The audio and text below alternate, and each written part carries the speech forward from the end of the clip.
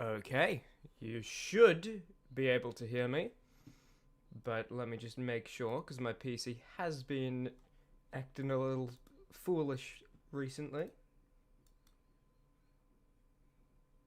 Uh, Speak words, stream guy. Okay. Okay, yeah, no, there was just a long, just a long pause at the start. Cool. How you guys doing? Hello. There's things to talk about today. The Pokemon episode finally released. How good is that? Took a lot longer than I wanted it to.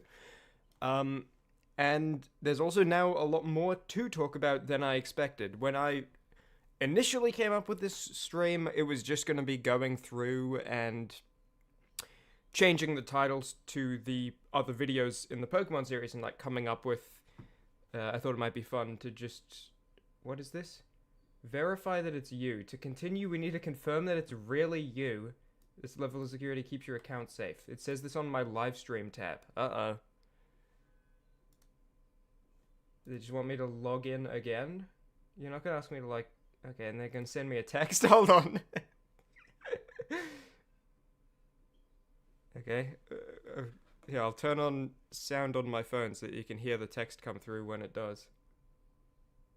Unless they don't send it. What is this? Am I still live? Why would they wait until like 30 seconds after the stream starts to ask me to verify my identity? Okay, well the text isn't coming through.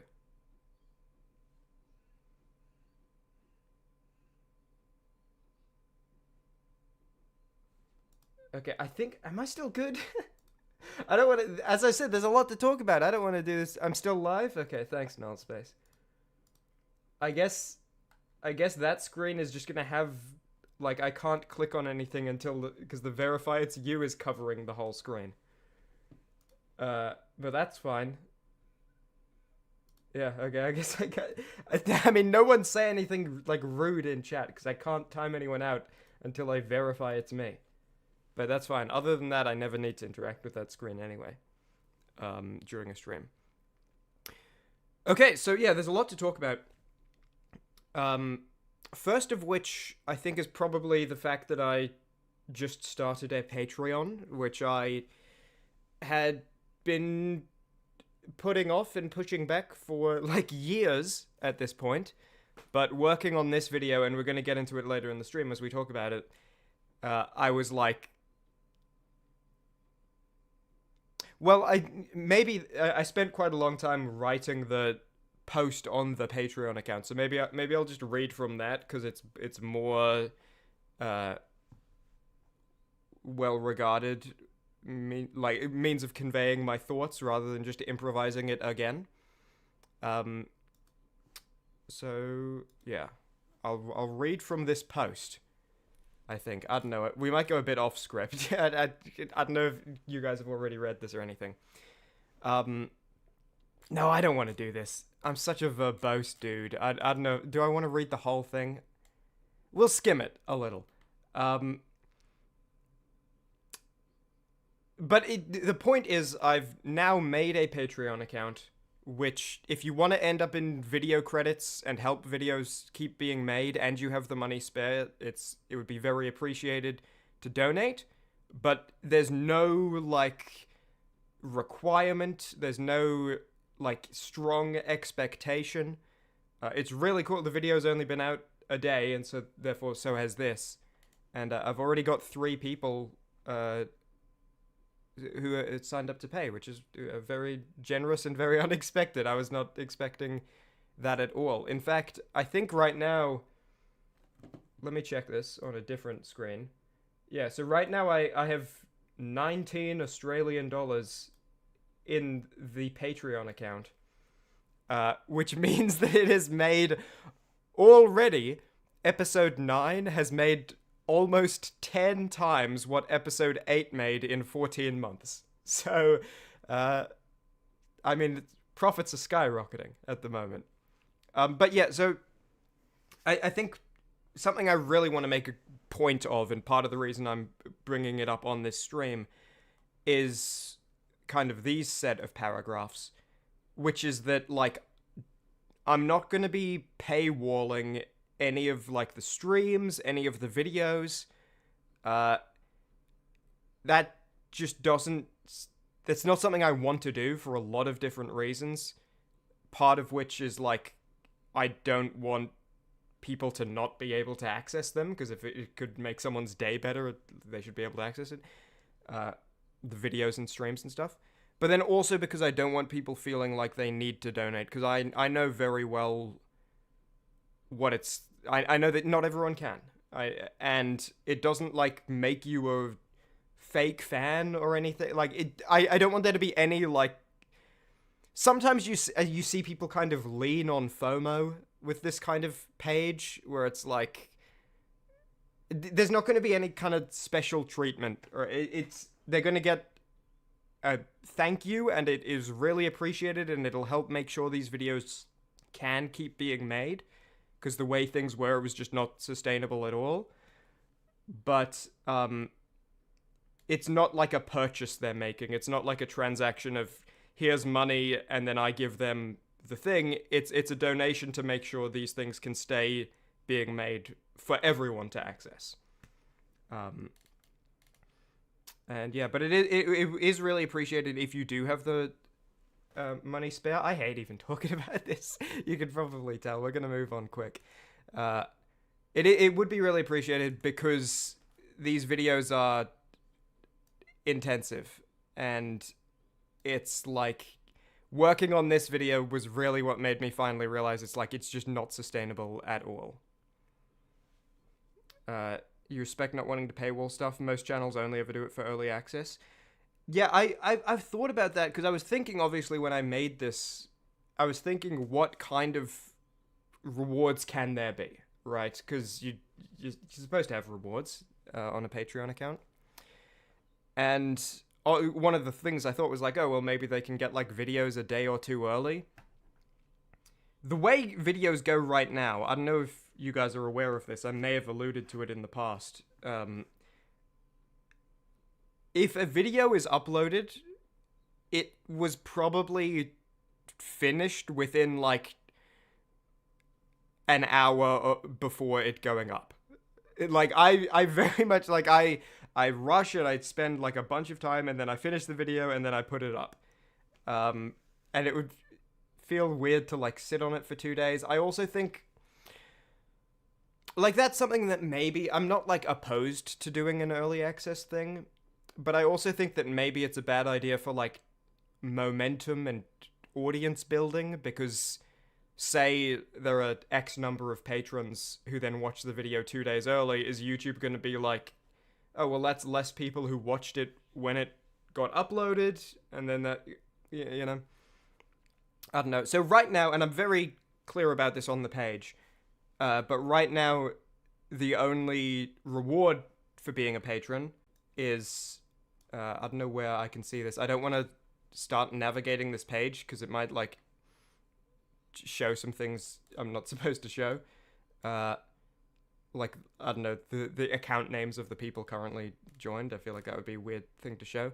But right now, the only thing you get for being a patron is that you're going to be in video credits from now on at the end of every video. And you're there for, you know, if you a patron for 3 months and then stop, the video's an MP4 file, so you'll still be in there forever for whichever videos got uploaded while you were in there. And that's it. And I think, in general, even as I change what the rewards are, they're going to stay in the theme of thank you for donating, rather than here is the thing you purchased. It's going to be like a donation, not a purchase. And so there may be things added and tinkered with and all of that, but it's going to stay in the realm of this is a thank you, not this is what you paid for, if you get what I'm saying. And part of that is to make sure that the things I make stay available for everyone, and part of that is because I don't want people to be like, well, I don't have the money spare, really, but I want to get this thing, so I will do... You know, I want it to just be... Only give the money if you have it legitimately spare and safe to use don't feel like, well, I need to in order to access this thing, or whatever it may be. And yeah, and then there's also just like a couple of progress things. I'm going to show you more during the stream, by the way. As we talk, I'm going to like open a few Photoshop windows and show you. But I think that was important to say off the top, is that this now exists, and the expectations are not... no one should ever feel required. If you ever feel like you're joining or donating because you should or because you have to, then don't do it. Only do it if you're like, you have it spare and you want to. Now, there's quite a bit to talk about with like the series and the video. I think the best thing to start with is just talking about episode 9 that just released. Whoa. Because there's a few... if you click here, does it pause? Oh, that's weird. Normally I would... On my normal... This is the only one that my app can capture. This isn't my normal media player. Normally I'd click here to make all this disappear, but I guess now I just have to wait for it to time out on its own. Episode 9 finally released, and it was simultaneously extremely fun and extremely... because there were complications. People who have been around on the channel over the past bit might have been aware that it was like, oh, it's going to release at the end of this month, and like, oh, it's going to release this weekend, and oh, actually one more weekend. And the very annoying thing is, I meant every single one of those. I don't like, I think there are some people who announce something like, oh, I'm going to have this done this weekend, and by the way, I haven't started it, right? That's not me. If I ever say this video is coming out, it means like it's 80% done, and it'll probably, like, I can probably take 2 days off and still make that deadline. And this video, every single time, I genuinely believed, I was like, it's going to be done this weekend, and then it wasn't quite, and I was like, damn, it's probably like 1 day away from making. And then it took like a whole extra week, and it just... I think part of that was just that it's a very big video, but unfortunately, another part of that is that this video, like, bricked my PC repeatedly. It was like slowing my PC down to a crawl. In my editing software, I would hit play, and it would, like I hit play now, and then it goes, and it's like really choppy frame rate when it does go. If I tried to open the project file right now, my entire computer would be frozen for 8 minutes. Every time the project file was closed and I reopened it, my whole PC would freeze for 8 minutes. Half the time it would then just fail to open, and the other half it would open. If I, like, move an eye, it takes, like, several... I don't know what it was. It may just be that there was a lot going on. I was doing a lot of troubleshooting, but it, like, towards the end of the project, something that would have taken me an hour and a half was like a 6-hour job. It was crazy. And in fact, this whole Patreon post that I was just showing you earlier, where I said 450 hours was how long total spent on this video, including like in Photoshop and everything. And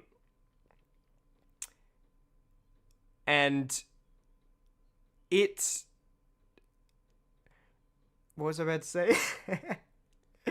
That Patreon post, I wrote that whole thing 9 days before the video was done, thinking this will be done later today. And then it was 9 more days. So it was really bad. The project, there's so many problems I don't even want to get into. The project file got damaged and literally became unopenable, so I had to work from a slightly older autosave. I had to constantly make new Photoshop files because the old one kept eating my disk. Here, I'll show you. I have this. We're going to go through some of these later. This is so instead of episode 9 visual cobbling, This is episode 9 visual cobbling Z2 for disk space. Because opening episode 9 visual cobbling, the first Photoshop file, like, just slowed down my PC completely and ate up like 55 gigabytes of disk space when it was open. Or actually, I think it was like 75. And so this is like, then I had to just make a new one to do the second half of visuals. These aren't even all the visuals for the video. These are just all the visuals that happen in like a 1080p format. Couldn't I complete segments and then bring them into a new project? Sort of, yes, and that's something I do from time to time. And that's something I did with this video for adding the sound effects and music, is I rendered the whole thing as it was, and then in a different project file added the sound effects and music. But there are problems with that because a lot of it is using media that's like near each other. It's complicated for various reasons that are probably boring to listen to, but that's not like as much of an option. I have a huge troubleshooting note file that I have and a bunch of different ideas, and I'm actually, it's surprising because you hear what I'm saying, right? Some people who know video editing might hear what I'm saying about it slowing down and bricking my computer. Not literally bricking it, but you know. And they might think like, oh, okay, so this guy just doesn't know. He's not using ProRes, right? He's editing off an MP4. Or he's, you know, there's variable frame rate involved. And it's none of those issues. He's got like an audio add-on in his Premiere that's slowing it down. It's none of those things. I'm very, like, efficient, and this shouldn't be happening, but it's just, there's so much going on, I don't know. And, like, I'm also just, like, things like the lighting effects, they're the last things I add, you know? It's not like I have the lighting effects, and then I'm doing the animation, and while I'm doing it, it's, like, live rendering the light. No, the lighting goes on last. A lot of thought and intentionality goes into it, and it's still causing problems just because they're, like, that big and complex. And I have found something that I think might speed the workflow up for the next one, but it also might not. Anyway, I don't want to get too into the details because most people probably don't care about the specifics.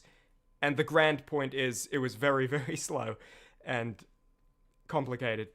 And so it took a lot longer than I meant it to. You know, you might remember at the end of April, I made a community post saying, hey, I think I could get this done if I rushed it and, like, split the video into 2 halves. I think I could get it done for the end of April, but I don't want to do that, so it's going to be, like, 2 weeks into May. And it ended up being the 2nd of June. You know, and that, I really want to make it clear. I do not make posts saying this video will be done on this date unless I am certain. So for me to make like 3 different posts that were all wrong, it was, just imagine what I was going through not in the post. It was a lot. And yeah, I have a few notes here just to try to keep me on track. I might go back to them briefly. One thing with episode 9 is there's a lot of story to get through. A lot of this was, well, the whole thing was planned ages ago, but a lot of this was actually written ages ago. And, you know, you can probably tell if you watch some of the previous videos. Like, Bianca disguising herself as Aiden was set up in, like, 3 different ways. You know, her having the disguise, the episode 8, Aiden and Sharon thinking, like... Anyway, there's a lot to it. So I knew what was going to happen in the near future. I didn't necessarily know, you know, how, like, maybe the video could have ended here and taken longer, story-wise, but I knew what would be covered, regardless of what would be covered specifically by episode 9. And there's a lot to get through, right? There's a lot of story here, and I didn't want it to feel dense, and I think I succeeded, and the comments have been very positive, so I think most people agree, or at least so far everyone who has said something agrees. But there's a lot of story to get through, and I'm glad that I was able to make it not feel... There's pretty much no gameplay in this video. Like, the only gameplay is me mentioning, hey, I used some TMs and did some leveling up. And that's it.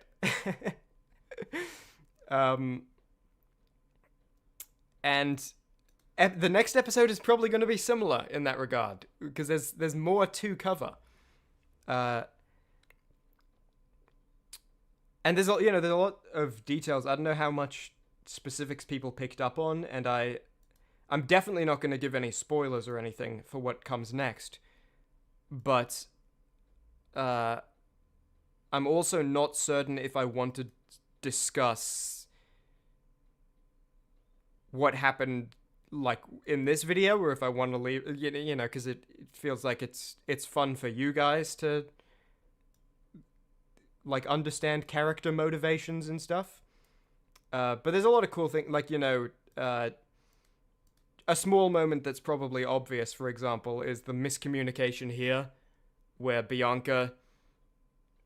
From Aiden's perspective, it's like, okay, so Bianca's hiding something else from me now. Great, she's turning off the... And from Bianca's perspective, it's like, I'm helping him out with his debt collector problem, and I don't want him to know. But Aiden, throughout the video, is obviously growing more and more frustrated with Bianca, and feeling like he's not really getting a say. And then, the end of the episode, let's see what happens in the next one, because he's got plans. He's going to start figuring things out. There's going to be a lot of big plot reveals in the next few episodes. But yeah, there's a lot to talk about, but I don't think I want to get too into the story stuff, because I think it's more fun as a viewer for you guys to figure that out. I might mention a couple of the jokes that I think people didn't get, because they're not obvious jokes. They're not like, if you heard the joke raw, you wouldn't get it. But, like, because you might be missing context. I'll just give, like, 2 examples, because they happen, and then I think we'll move on to the Photoshop windows, and I'll show you some of the in-progress stuff. So one thing is this. Hey, you! Oh, that's not just any NPC, it's a debt collector! You work for Clay! Which is a reference to my Darkest Dungeon videos, where anytime the mini-boss The Collector would show up, that song would play, and I'd go, The Collector! And anyway, he was a guy, he opened up his jacket, and several heads came out, and anyway. I've had the joke for, like, saying debt collector that way, and it being like a reference to The Collector from the Darkest Dungeon series. I've had that since episode 1. I've had that joke written down. And when episode 1 happened, like, the Darkest Dungeon series had... I think it ended, like, only 2 months before episode 1 of this series. I think it ended in December, and this happened in February. And... at the time, it was very recent. Now it's been a while. But I think that might kind of make it funnier in some ways. Yeah, I've had that written down for ages. One joke that my mother didn't understand was this one. I remember you. Except you had cooler shoes last time I saw you. Look, I'm here to talk to you about my debt. Much cooler shoes. So I got like a month to get the money. So the joke there, I knew most people wouldn't get it, but if you're watching the stream, you get an explanation. You're not left to fend for yourself. Only the ones not on the stream or the VOD have to fend for themselves. The last time Clay saw Aiden, his shoes were frozen in blocks of ice, and he was slipping around the cave. So his shoes were much cooler, because they were in ice.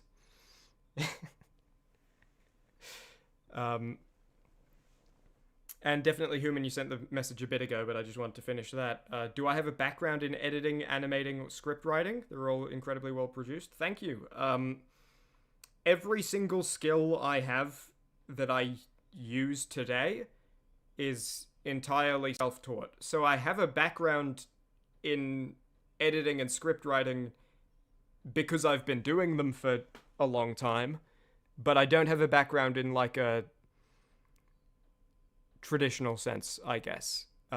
Animating before the, I mean, you know, I guess before the Pokemon series, I did the Darkest Dungeon series, which was, you know, similar animation, not quite as intensive, not even close, because, I mean, you can see how much I'm improving each episode on the animation department. Imagine like a year or two before the Pokemon series even started. The Darkest Dungeon series looks very primitive in comparison, but that's, you know, that's part of the fun, is growing and seeing where you started. Script writing I've been writing for ages, and video editing I've been video editing for ages, and I do make some money as a video editor as well, separate from Chimmaney. But it's not my primary job, and it being like a kind of second job is more of a within the last 14 months development. But yeah, it's a lot of fun, and I wish if this was I think I could make one of these videos every single month if this was like the only thing I was doing. And it's really annoying being like, damn, I really want to make episode 10, but I have no idea if it can even happen within the next like 6 months. That said, the video's doing a lot better than I thought it would, or than I was expecting. It's currently at, let me have a look. It is currently, it's just loading. Okay, it's taking a while to load. 1,211 views, and I can't see any more details than that because they're asking me to verify that it's me again. But yeah, that's like, I mean, within 24 hours, I think that's like 3 times what episode 8 was after a year and 2 months. Actually, is that even accurate anymore? I wrote 14 months in the post, but it might be 15 months now. Because again, that post was written... I thought the video was going to be done later that day, and then it was another, like, 9 days. But yeah, it's... what was I saying? It's doing well, so, like, maybe... I don't know, we'll talk about what's immediately next for the channel in a little bit. I think there are other topics to cover first. I don't want to get too all over the place. I want to have it somewhat contained. So we can just go through some of the Photoshop for a bit. And hello, Caladium, how you doing? I was thinking, you know, in a previous stream, Caladium, I asked, am I pronouncing that right? And then I couldn't think of any alternative ways to pronounce it. And you said there's no real way to pronounce it, so it's fine. I just want to correct past me and say that it could also be calatium. Like, it could be shum. And that's, you know, because what I said before was calatium or, like, calatium, which is the same thing in a different voice. Calatium would have been a better alternative suggestion. It's cool to see the series get around more, but it's always good to take my time, given how much work I put into this stuff. Yeah, to be clear, what I'm talking about here, it's not about rushing the next video to get it out quick. It's about making it the priority so that it is the next thing done, however long it may take. I'm definitely not considering rushing any of these videos to, like, just get them out quick or anything. If I said something about getting it out quick, what I meant was making it so I'm not doing any other videos and however long it takes. But we'll talk about the immediate future of the channel later. So this is episode 9, Visual Cobbling 2 for disk space. I guess I'll just show you a couple of things. One thing is, I think in the future, Bianca disguised as Aiden, in my notes I say Biancaden, so you're going to hear me say Biancaden, because it's easier to say. I think this is a visual change I'm going to make. So this is what it is now, and I think that's what I want to change it to. It's just this chin.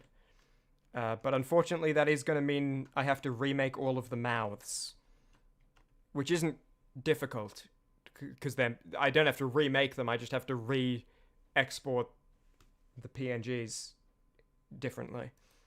So it was I was going to do that for this episode, but then I was like, these videos take a huge amount of time, but I'm very cautious to not waste the time. Like, it takes so long to make them, but that's not because I'm being dumb or being wasteful with my time.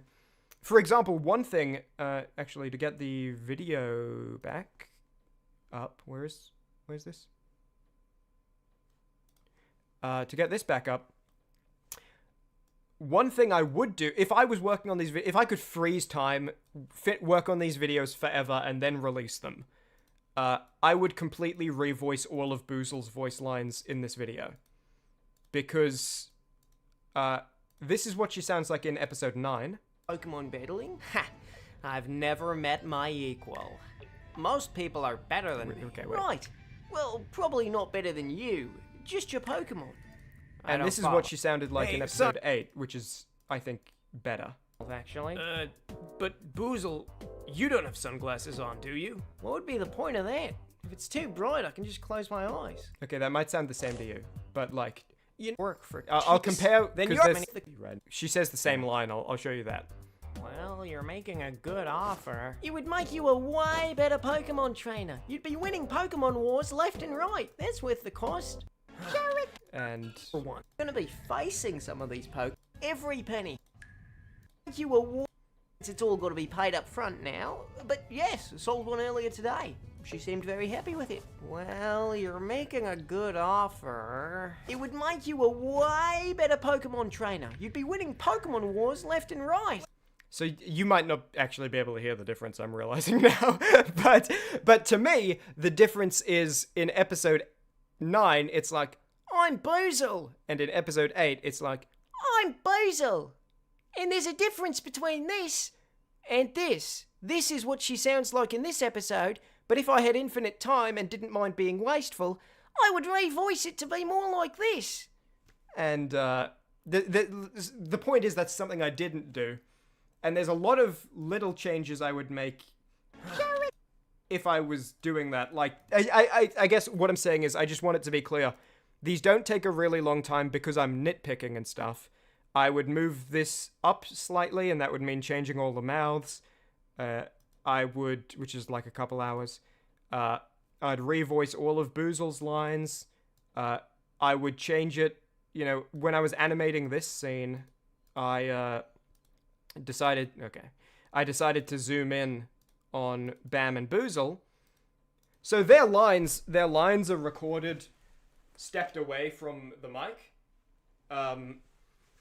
And then in the actual animation, I zoomed in on them, and I was like, oh, I could re-record those lines closer so that when the camera zooms in, but I was like, I don't want to waste the time. So there's a lot of things like that I don't do. I'm very, economical and efficient with my time. It doesn't take as long as it takes because I'm throwing it around willy-nilly. It's because that's literally just how long it takes to make these. The accent's lost a bit in the new one? Yeah, I agree. So, in the future, Boozle's going to be back to her actual voice. But, it's just one of those things. I try not to spend time on things that don't matter. I try to do it all on things that do matter. And maybe my bar for what matters is different from other people's. I think there's probably a lot of things that I think matter that other people don't. But here's another thing is I would change the Bianca's bag strap. It doesn't quite line up with the shoulder of the Team Plasma uniform, and that's something else I noticed, and I was like, I could do that, but it would mean, because it's not just changing this, it's also like then going into each of Bianca's nests every time she's animated, and whenever she flips around to face the other side. It's like, I could do it, and it would be easy to do, but I'll do it next time. And I have a big list of things to do next time so that the time wasn't wasted by redoing completed work here. And yeah, so I guess I've repeated myself like 10 times, but that's just me letting you know that I try not to waste time on these. They take a very long time because that's literally just how long they take. And yeah, not because I'm being dumb. And Caladium, you asked a little bit ago what the rebrand's going to be about. The rebrand is just going to be later in the stream. We're going to go through and change all of the episode titles so that they're not like Pokemon Black Abridged Episode 8. It's something more like how Episode 9 is titled Pokemon Black with Head Trauma. They're all going to be something that's more clickable like that to kind of hopefully help the series out. Which we talked about a bit in the New Year's stream. Losing the numbers from the title might make it a bit difficult to navigate through the series, but there's still the playlist, which is all in order. Each video has an end screen that links to the next video, so hopefully it should still be pretty easy to get through the series in order, even with the numbers removed from the title, because I think having numbers in the title is just like a death knell for the series. And hello, one dude 05. Michael J0, you can't say the slight differences make or break the video. It's still crazy that you're doing work that looks work done by multiple people. You think it's really impressive. Thank you very much. I'm very proud of it. And yeah, the slight changes, it's more just like, there are definitely things I notice and I'm like, okay, I have to redo that whole thing. But I try to only do it on things that actually matter. Like, slightly lifting the chin a bit doesn't actually matter. Making this strap aligned with the body strap more doesn't actually matter, which would be an easy fix because it just is, you don't care about the details. But it actually looks better for her top half to rotate than to stay static and then lined up with this. Anyway. What software do I use for the series? I use Premiere Pro to edit, and I use Photoshop to make the visuals.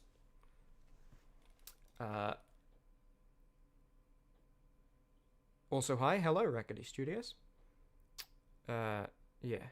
Is all the voice work done by me?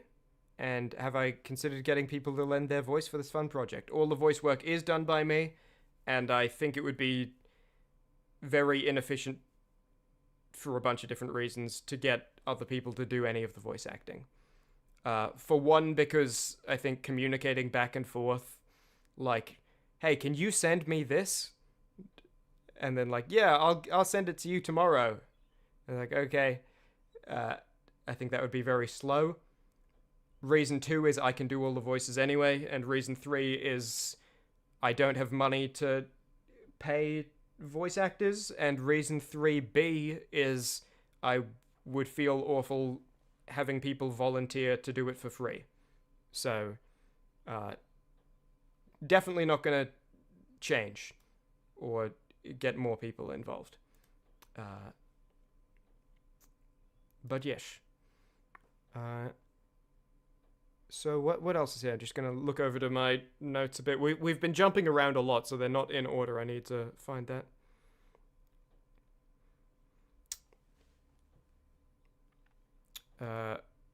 Yeah. Oh, there's also like, I mean, you know, if we want to talk about things I would change, but I haven't yet. I want to at some point. It's been on my list for a long time. I want to completely redo Bam and Boozle. Not completely redo, but like, definitely, I want to make, let's see if we can get a better shot of the two of them. That's like more the whole portrait on screen. Okay, now will this go away on its own? How does media player work? I guess not. Also, you can't see that. Sorry, I realize when it's in full screen for me, you can't see it. I want to like redo Bam's hands. I want to. There are a lot of little changes I want to do to make these guys better, but that's like maybe 10 hours, 14 hours of work. So I'll be doing that later. I could do a casting on the casting call website. It's definitely not gonna happen. It would slow things down a lot. I would feel bad about it, and I think it would honestly be worse for a lot of different reasons. I think it's better, quicker, and more morally pure the way I'm doing it this way, and I'm not willing to sacrifice all three of those for the sake of no benefit.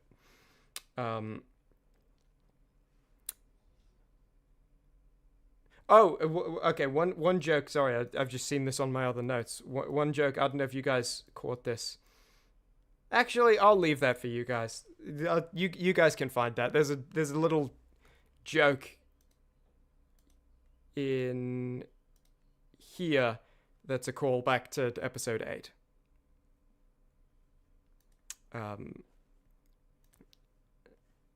But okay, sorry, I'm going to be quiet for a second just while I look through these notes and figure out what's next. Oh, I wanted to show some of these off. That's right. So that's one thing. And then there's easy things like just that. There's things like this, which in the intro. This is just a fix because, well, you can't see it anymore because I fixed it.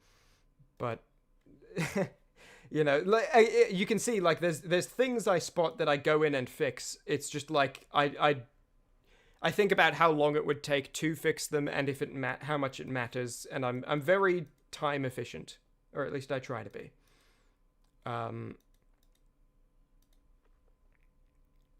You're here. Welcome, Root to Iris.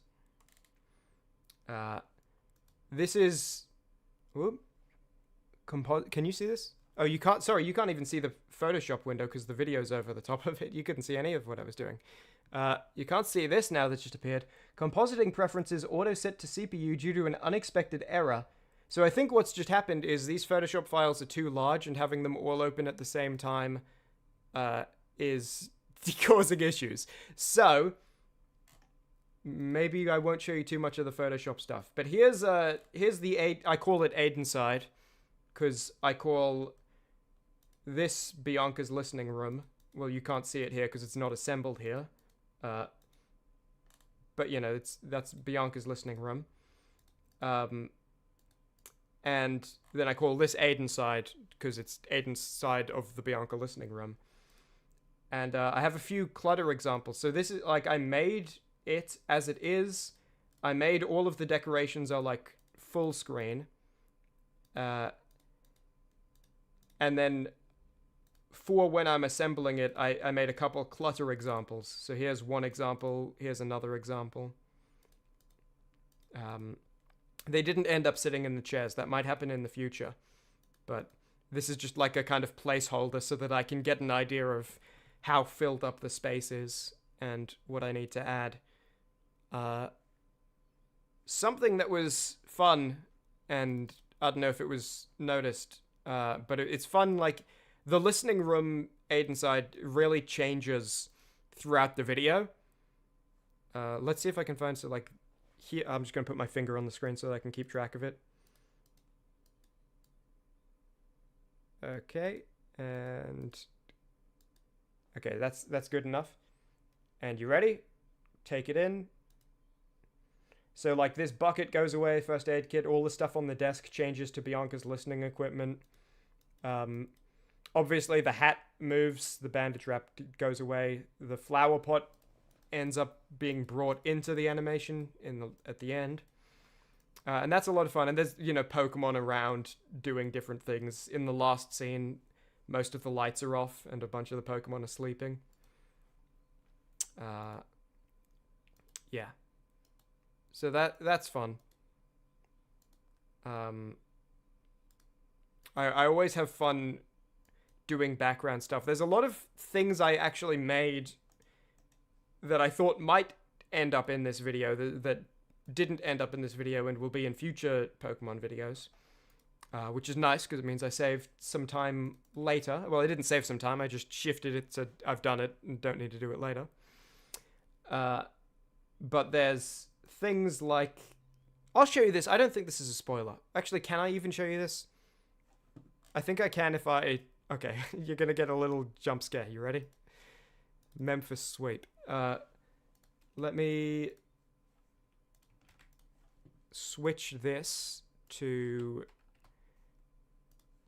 here. So I made a couple of these, which I'll just go through. These aren't spoilers, because they happen in the plot, but you can't tell what the plot is.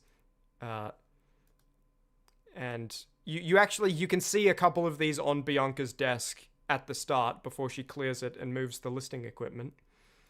But any more details than this, you're gonna have to get another time in a future episode. I'll just show you these because I think they're kind of cool.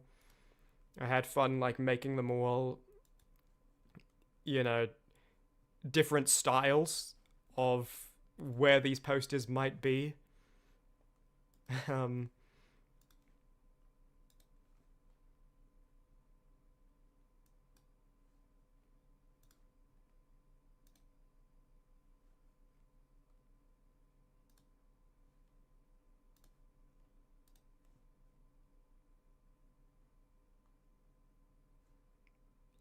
You jumped, Caladium? You jumped from the Memphis sweep, did you?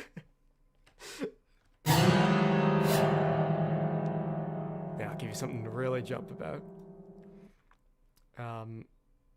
You loved seeing the sleeping Pokemon and Sharon's Pokemon having matching sleeping caps with him? Yeah, I like the sleeping cap. And then for these, I obviously also had to like make each of these images, which I'll just go through quickly. But it's like work like this I really enjoy. I love doing like world building pieces. I love doing posters. I love doing all of that kind of stuff. And last one. Yeah. So that's very fun. I still haven't gotten that text to verify it's me, by the way. Google's freaking out. But that's fine. At least the stream's going. It's nice to have so much stuff to see that's not shoved in your face. Yeah, I think that's also really cool, is it like makes the world feel a lot bigger to have all of this stuff made and planned that maybe it doesn't even get shown, right? You don't expect it to have been an inspiration, but the whole Aiden temporarily being out and Bianca stepping in reminded you of Resident Evil Requiem. Like when when Leon... I know you switch between Leon and Grace, obviously. Is Leon ever, like, unconscious when you switch? I guess like at the end, right before the final boss. But yeah, no, this has been written... Not written. Well, partly written. It's been, like, this is what's gonna happen for, like, maybe over 2 years. Maybe, like, 2.5, 3 years. It just takes a while to get here. Luckily, I'm very good at, like, mentally pausing and unpausing, no matter how much time passes. But yeah, it's very fun, like, having...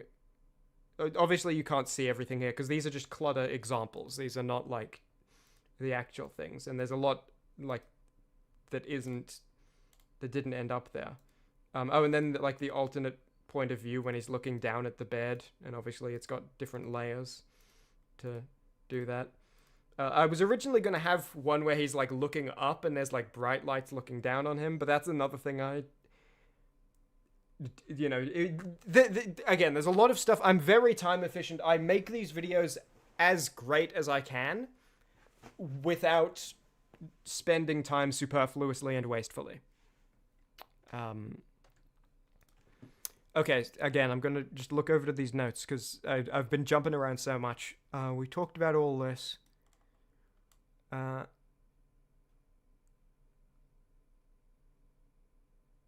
Yeah, we talked about how, like, I don't get stuck on irrelevant things. Video just does actually take that long. Oh, I have a note here that's just 2 words. 2 words in this note. It's healing coma. That's because I feel like sometimes after a large project like this, I just go into a healing coma. If you ever see me upload a video that I've been working on for a long time and, like, really intensive, and, like, man, there was like a 18-hour working session in there, and there was like a bunch of time. There's a very good chance that I finish it. It's uploaded within an hour after it's finished, and then, like, over the next 30 hours, I sleep for 18 of them, and I eat like 10 meals, and I drink like a ton of water, and I just, like, restock and, like, let my body figure it out. And it's pretty cool. When it's said like that, it sounds like I'm neglecting myself normally, and I want to make it clear, you don't worry about that, because I don't think I am. But it does seem like, I don't know, it feels like I'm constructed in such a way where, like, I'm not feeling tired, I'm not feeling hungry, I'm not feeling thirsty, and then it's done, and my body's like, okay, resume. Like, let's catch up real quick. So in the last, I've eaten 2 whole pizzas, 2 egg sandwiches, each with 2 fried eggs in them, an entire quarter of a watermelon, all within the last, like, 14 hours. And I'm feeling hungry right now. So just so you know, that's where I'm at right now. And Michael J. Zero, towards the end of Resident Evil Requiem you're talking about. World feels more lived in than you'd expect. And detail with the Pokemon nurses with plasma grunts. There's a lot of details in this series that I think some of them people will not know until they've finished the series and rewatch it. And I think there's a lot of things in these videos that there's a good chance no one ever notices. No one ever, like, consciously picks up on. Because there's a lot of... It's the thing about having things planned out early and knowing what the payoff will be when you do the setups. There's a lot of stuff that's hidden or obscured. And I'm pausing right now to consider if I should show some of it, but I definitely won't, because it will spoil some things that are coming up in the future. Goes into hibernation, and in the downtime I start generating scripts and ideas. Almost correct. The truth is I never stop. So the other thing is, when I'm working on a big video like this, I have like 10 other videos that I now know, because I don't know what it is. I have like 14 simultaneously running trains of thought at all times. I don't know if other people are like this, because I've only ever been me, but I got like 14 different trains running down the track, and I can just jump from one to the other, and no matter which one I'm on, they're all running all the time.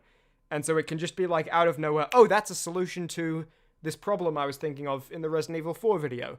Oh, out of nowhere, I'm working on this visual stuff for the Pokemon video, and I just thought of a joke that would be great in this Trombone video. So whenever there's a video that takes way longer than expected, I do have a lot of things planned. I hope you're gonna get a lot of videos upcoming, because I just uploaded a video June 2nd, and the video immediately before that was February 14th. So I'd like to make up for lost time a bit here. I got a lot of great ideas. I got a lot of stuff for videos, for streams. There's a lot of stuff, and I'm really looking forward to getting to it. Especially now that, like, a Patreon is open, I feel like I just got to figure out a way to make it work.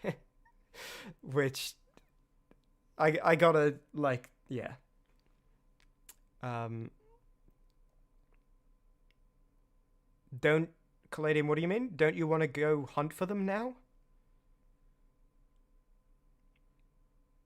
Oh, go hunt for the hidden things in the videos. You could, yeah.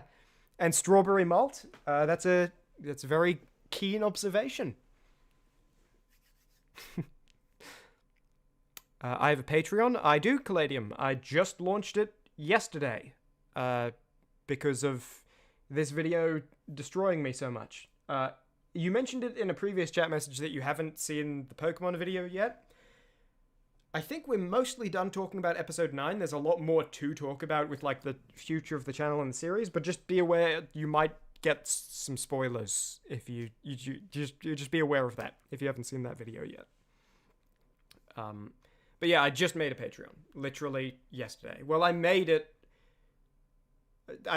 like a week and a half ago, but I only announced it yesterday. Okay, referring to these notes again, I've talked about that.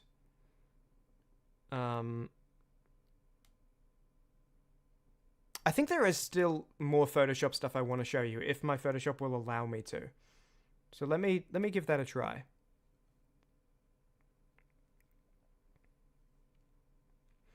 Patreon does kind of make it mean I need to get videos out more.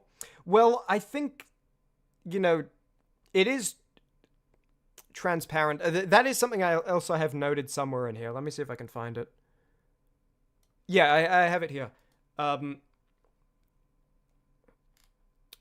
I want to be really realistic with the Patreon, and that's part of why right now the rewards are just, hey, thank you for donating, pretty much, right? Let me drink some water. I haven't talked out loud in a long time.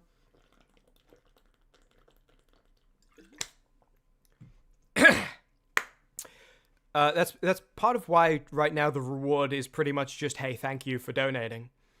Because, whatever people are willing to spare and are able to spare is really, really appreciated. But part of the reason I put off making a Patreon for so long is because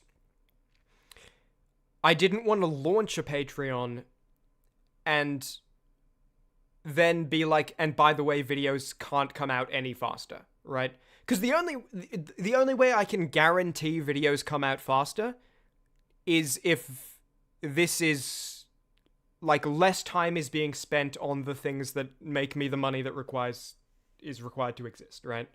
Like if Chimmaney was my full-time job, videos would be coming out faster. And therefore, if the Patreon isn't giving me enough for it to be a full-time job, I can't really guarantee that videos will come out faster. And so that's part of why I put it off for so long, is because I was like, I'm not sure I want to open...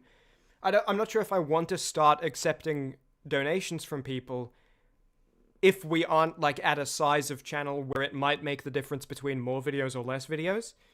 And unfortunately, I do think right now we're not at that size. It's going to make a big difference and it's very appreciated, but it should only be if you have the money spare and if you want to start contributing towards something that might eventually mean I can spend a hell of a lot more time on it. Because right now I don't think I can I'm not going to be able to quit my jobs to do this off of the Patreon money is what I'm saying. So I can't really guarantee that videos will be coming out faster. And I want to be realistic about the Patreon. I don't want to overpromise or anything. And that's why I'm not... Because, you see that sometimes where people are like, oh, hey, I've opened up channel memberships on YouTube and there's going to be channel member exclusive live streams. So make sure to start this monthly donation and then they do one live stream 3 months in and then they don't for 10 months. And I don't want to promise any kind of reward for donating that I am not certain I can follow through on. So that's why I just want to make it really clear. I do not believe that I can guarantee videos will come out faster because the Patreon exists. I think if the Patreon, if people continue to join it, and over time it grows, then I can guarantee it. But at this point, I don't want to... I'm going to try to get a lot of videos out quickly because I want to, and because I want to help. Like, get things going-ish, you know? But I can't actually guarantee, like, hey, because the Patreon is open, it'll mean more videos. I just wanted that to be, like, really, really clear, because I do not want anyone donating under false pretenses. If you donate right now, it is a donation, it's not a purchase. It's very appreciated, and it will help contribute towards this being more of my time in the future. But I don't want it to come across as if it's like... And for each person that donates is one more video each week. It's like, that can't happen. I need to be realistic. And yeah, I also just, like, I have some other notes here about, like, other rewards I considered and rejected for being a patron. Like, I just, again, I wanted to be realistic about it. I do not see myself using the Patreon as, like, a blog or for behind-the-scenes content, you know? I don't see myself like, oh, and if you check the Patreon, there's, like, posts every now and then about, here's what I'm working on. And the next Pokemon video, here's, like, a little preview of it. And, oh, guys, I just uploaded Resident Evil 4, and here's, like, some behind-the-scenes of me goofing off during the voice acting. I just don't see that happening. And to be honest, I don't really think people would enjoy it anyway. I think things like behind-the-scenes content are fun every once in a while. But I think if there's, like, a weekly behind-the-scenes check-in post, you'd, like, look at the first one, you'd, like, look at the second one, you'd skim the third one, you'd stop, you'd check in for the eighth one, you know, it makes it less fun and special. Behind-the-scenes streams at, like, the end of the year, I think are great. I think if I made them regularly, first of all, I don't think I'm the type of guy to make them regularly. And second of all, I don't think you're the type of audience to want them regularly. And I also I just don't think I'm that type. I don't see myself interacting with it that way. You know, my history of social media, which is sort of what those posts would be, is like, here's my blog. Is like, I made a Chimmaney Twitter account that I pretended to barely use for, like, a little bit. And then I made a Blue Sky account that I, like, barely used. Right now, the only social media I use, not counting YouTube and I guess, like, watching streams on Twitch sometimes, the only social media I use is occasionally logging into Blue Sky to, like, look at some of the people I follow on there. Oh, did they post cool new art? Cool. That's cool art. And then leaving it. So, anyway, point is, I don't want to promise anything I won't do. So I don't want to say... Right now, if you donate to the Patreon, it's just to help contribute, and so you'll get in credits, and it'll be very appreciated, but I can't, like... I don't want to offer a reward that I don't feel I can follow through on. And I'm definitely not going to offer a reward like paywall content, because I don't want people to be blocked by the wall, either. Behind-the-scenes stuff is cool and all, but it'd be inefficient when it could be used elsewhere. Yeah, it's just like I think it is like a big time investment for something that people wouldn't be in. I mean, that's the reason Mega Man Legends 3 never got made, right? Is because they were doing, like, weekly progress posts, and people were really excited for that game, but after, like, 10 months of weekly progress posts, Capcom was like, oh, people have stopped reading these. There must be no hype for the game. We're canceling this. And the game never came out.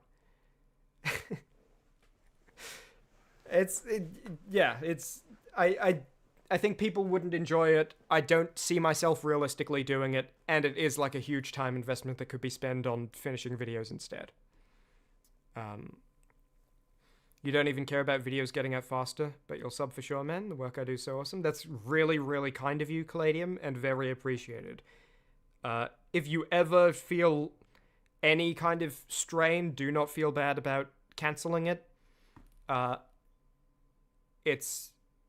It's very generous and it's very appreciated, but it's never required.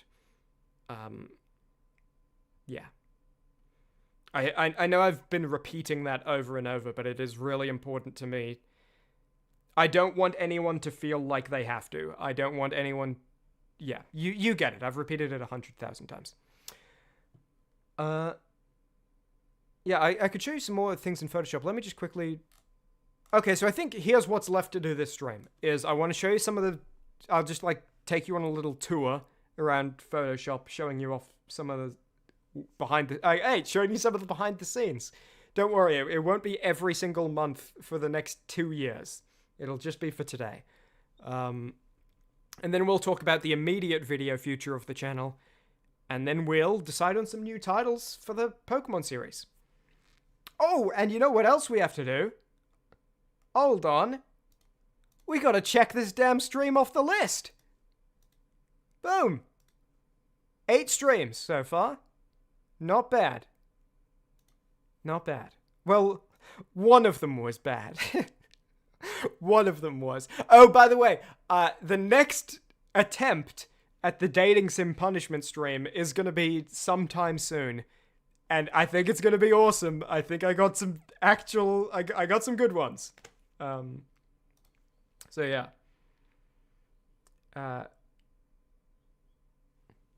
It's hard to feel confident enough in my work to be able to start stuff like a Patreon with confidence. I'm extremely confident in my work. That's not really what my problem is. My problem is more... It's what I was saying before, and maybe I didn't complete the thought, but what I was trying to get to was... In a perfect world, I would have only launched the Patreon at, like, 300,000 YouTube subscribers, where, like, the numbers were big enough where it's, like, maybe there's enough donators to where this can be my full-time job, and therefore, by donating, you're helping contribute to a guarantee of more videos. And I really didn't want to launch it early where it's like, hey, I'm accepting your money, and you're giving it to me, and... there will not be any more videos because of it. I still have to work the other jobs to be able to eat food. You're helping contribute to something where, like, if enough people join in, and in the future, it could mean more videos, but right now, you're basically just sending me money, and that's it. And so that was more why I hesitated for so long. I think my work is...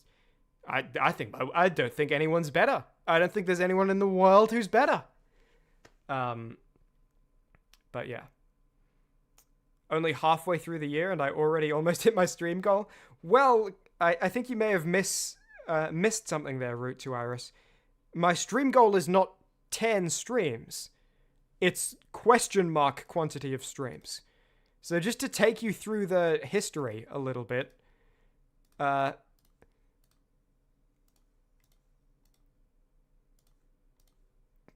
It's just always 2 ahead of where it is.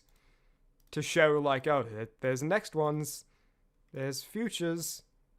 There's options.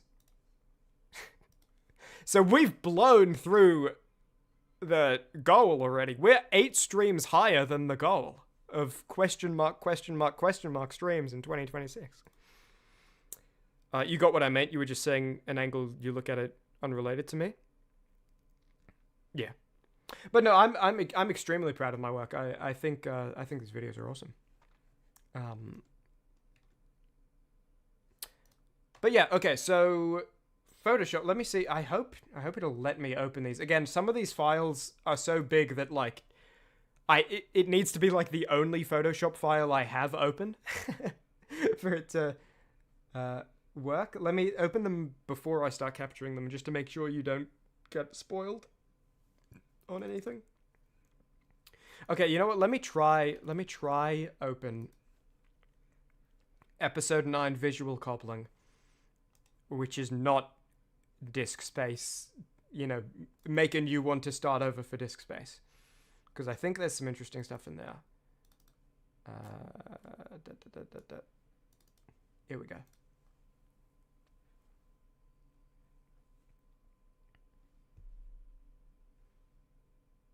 It's opening, by the way. You probably heard me double click. It's going to take a while to open. And then I need to make sure there's no spoilers, but this shouldn't be, because this is just episode 9's specific one. This isn't like a... You know, if I open, like, the file where I work on the portrait sprites, there might be a spoiler in there, but this one shouldn't. Yeah, it looks like it's safe, and it looks like it opened successfully. So, here's episode 9 visual cobbling.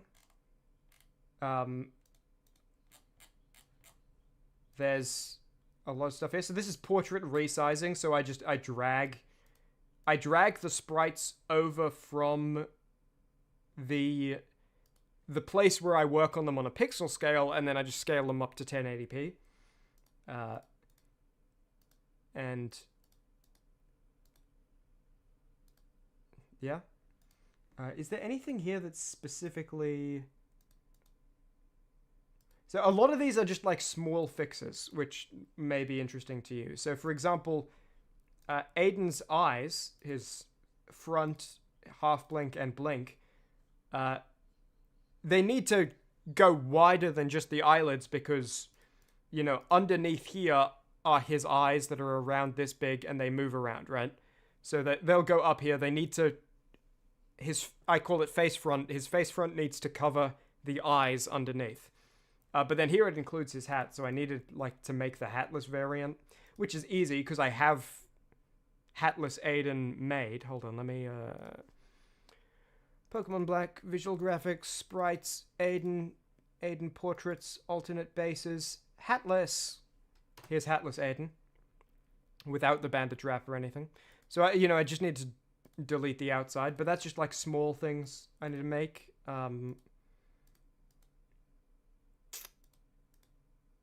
Oh, these are... That's not really a spoiler, but there's something for you. These are the missing Pokemon pictures I was showing you. Here's the Get Well Soon card. There's the missing Pokemon posters. Brick wall and a darker version and a smaller version.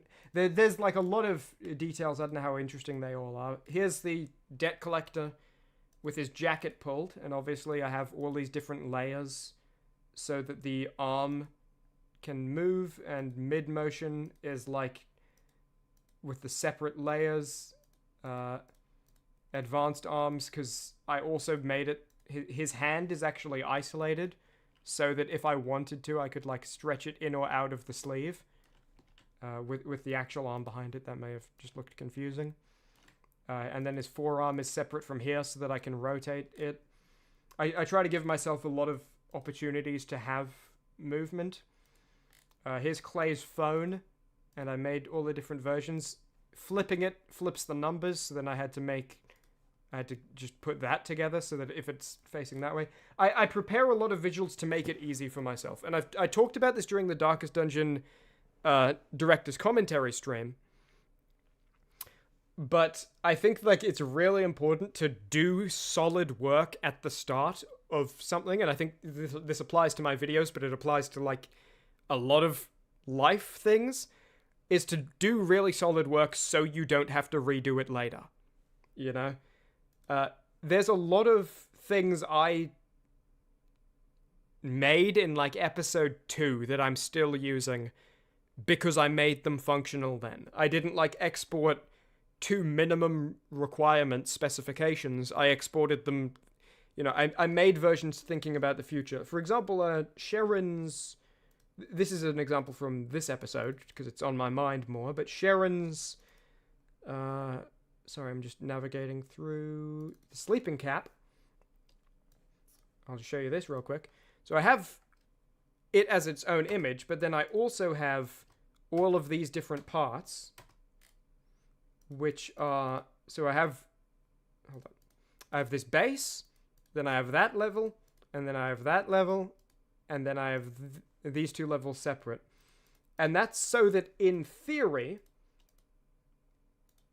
I could do something like this, where I rotate at that level, and I rotate at that level, and I rotate at that level, and I rotate at that level. for like a big swing. And that hasn't happened in this episode because he didn't do any like massive movements there.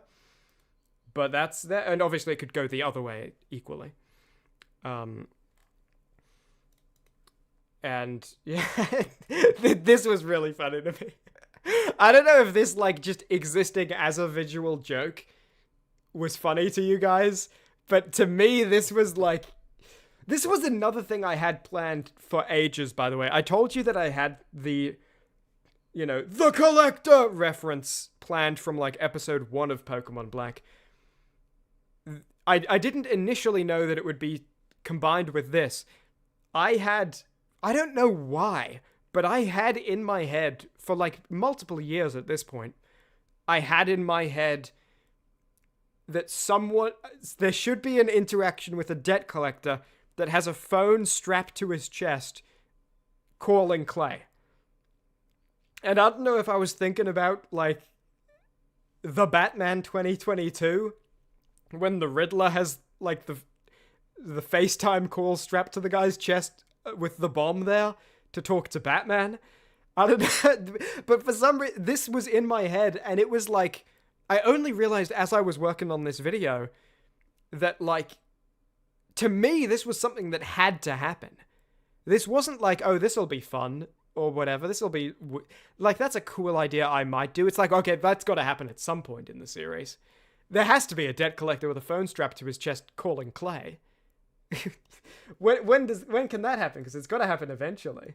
Oh yeah, and there's also this that might happen at some point in the future. I guess there's like a little spoiler. Someone might be talking to a debt collector and they show up like this. And yeah. And there's obviously a bunch of different versions because you need like you need a lot of different versions of each different layer. You thought it was funny that it was straight up pictures. It's funny how they mix with the sprites. I love that too. I love like using photo backgrounds on the sprite images. Oh yeah, and then here's like Bianca's version of Aiden's hand, but holding Bianca's phone. Because obviously the version I have is holding Aiden's phone.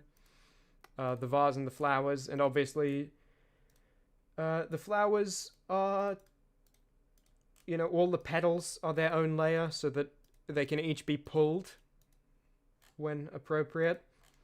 I'm not going to save this file, by the way, which is why I'm just like leaving stuff cluttered and not mattering. And then here's Bianca's Ep 9 sprites. So each I do this every single episode pretty much. You're back, it's you. Welcome, Sophia Girl Rail. It's been a while since I've used your full name. Welcome back. I do this pretty much every episode, but obviously this episode there needed to be quite a lot more of it. Where I need to make that episode's appearance for each of the characters. So like Sharon in here, and there's again brought over. And Sharon's, it needs to. You need the flip version because this tassel needs to stay on the same side of his head. If you just horizontal flip this, it'll be over there. So I need to make the flip version where the tassel is on the same side. And then obviously I also need Sharon's stuff from earlier in the episode before he puts on his pajamas. I didn't end up using Sharon's overworld pajama sprites, but I made the full suite of those. So at some point in the future, those will happen. This was also before I decided that Sharon's... Again, this is visual cobbling, not visual cobbling 2 for disk space. So this was before I decided that Sharon's pajamas, he should have his glasses off in them. In visual cobbling 2 for disk space, I made changes to have his glasses removed from the pajama sprites. But yeah.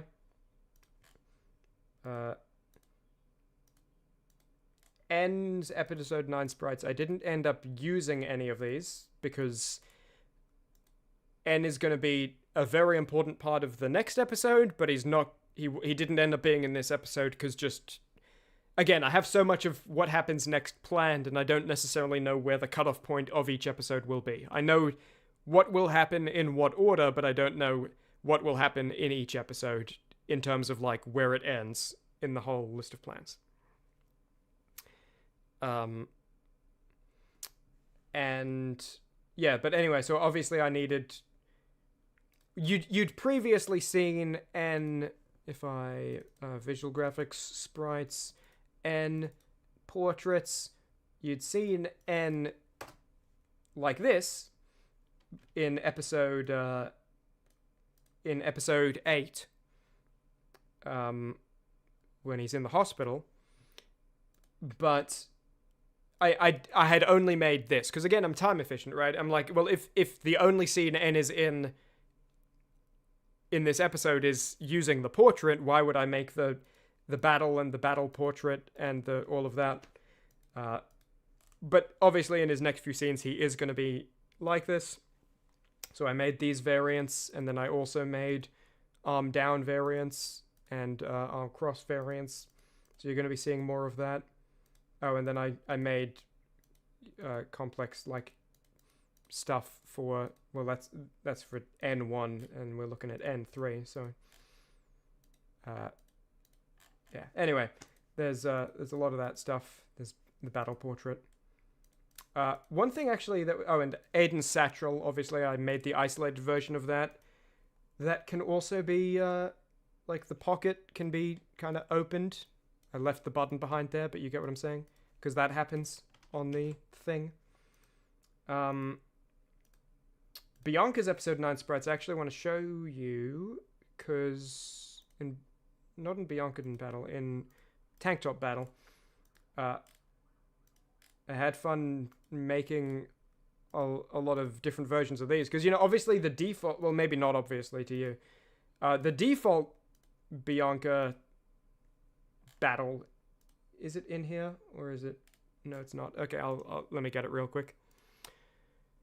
Sprites, Bianca, battle, she's pulling something out of her bag, right? And like all 3 sprites are just her like tugging on and then pulling out the Pokeball. And here she doesn't have her bag on. She's not wearing her bag. So just having her hands like in the bag pose didn't really make much sense. So I made that variant. And then obviously there's this one, but then I changed it to just be like that. So instead of like, I just pulled the Pokeball out, it's like, I just got surprised by something. That was fun. Yeah, and I've made, I can show you this. Actually, no, I'm not going to, because I think if I open my Photoshop where I work on the portraits, you probably will see a spoiler. Like, I'll probably accidentally unhide a layer that shows an outfit that is, like, plot relevant. But I've had a few different ones made for a long time, and then obviously I need to make the variant here, where it's the Biancadon head instead of the regular Bianca head on top of it. Aiden's point of view hand, which I've been using for a long time, holding specifically the phone, but I wanted to make this version of it, so that he can hold the letter, and so that he can hold, when Eva's on his bed.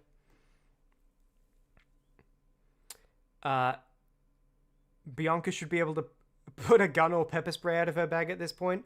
Well, she doesn't have pepper spray. She ran out. That's why she uses the hallucinogenics, in case you've forgotten.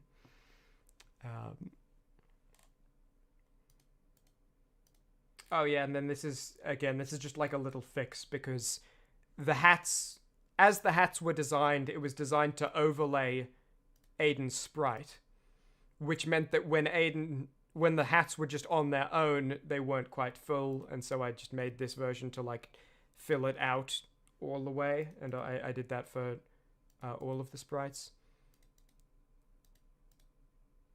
You know, and again, like when he flips with the hat on, I need to keep the fish facing the same way. So this is fish hat for flipping, and this is fish hat. And yeah, and then there's some other stuff. I don't know. Do I show you this? No, I won't show you that. That's a surprise for far in the future. You saw the name of the folder. That's something. Do not save. And oh, look at this. Well, it's a good thing there weren't any spoilers. I thought this was just gonna full close and like it would all be closed. I didn't realize like I mean, I guess I'll show you some of these. This is maybe useful. But imagine if there was just like a huge spoiler or something here.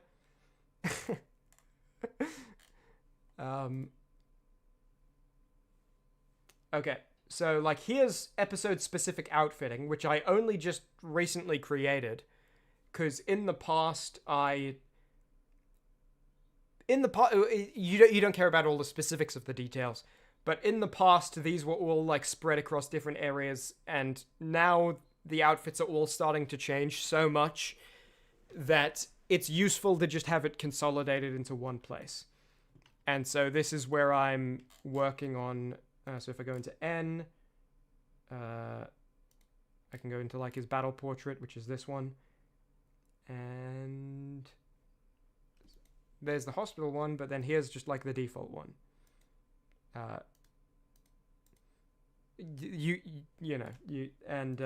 Obviously there's that for each of these. It's just useful to have like, here's all the overworld sprites in one place, correctly placed on top of each other. For Sharon and his pajamas.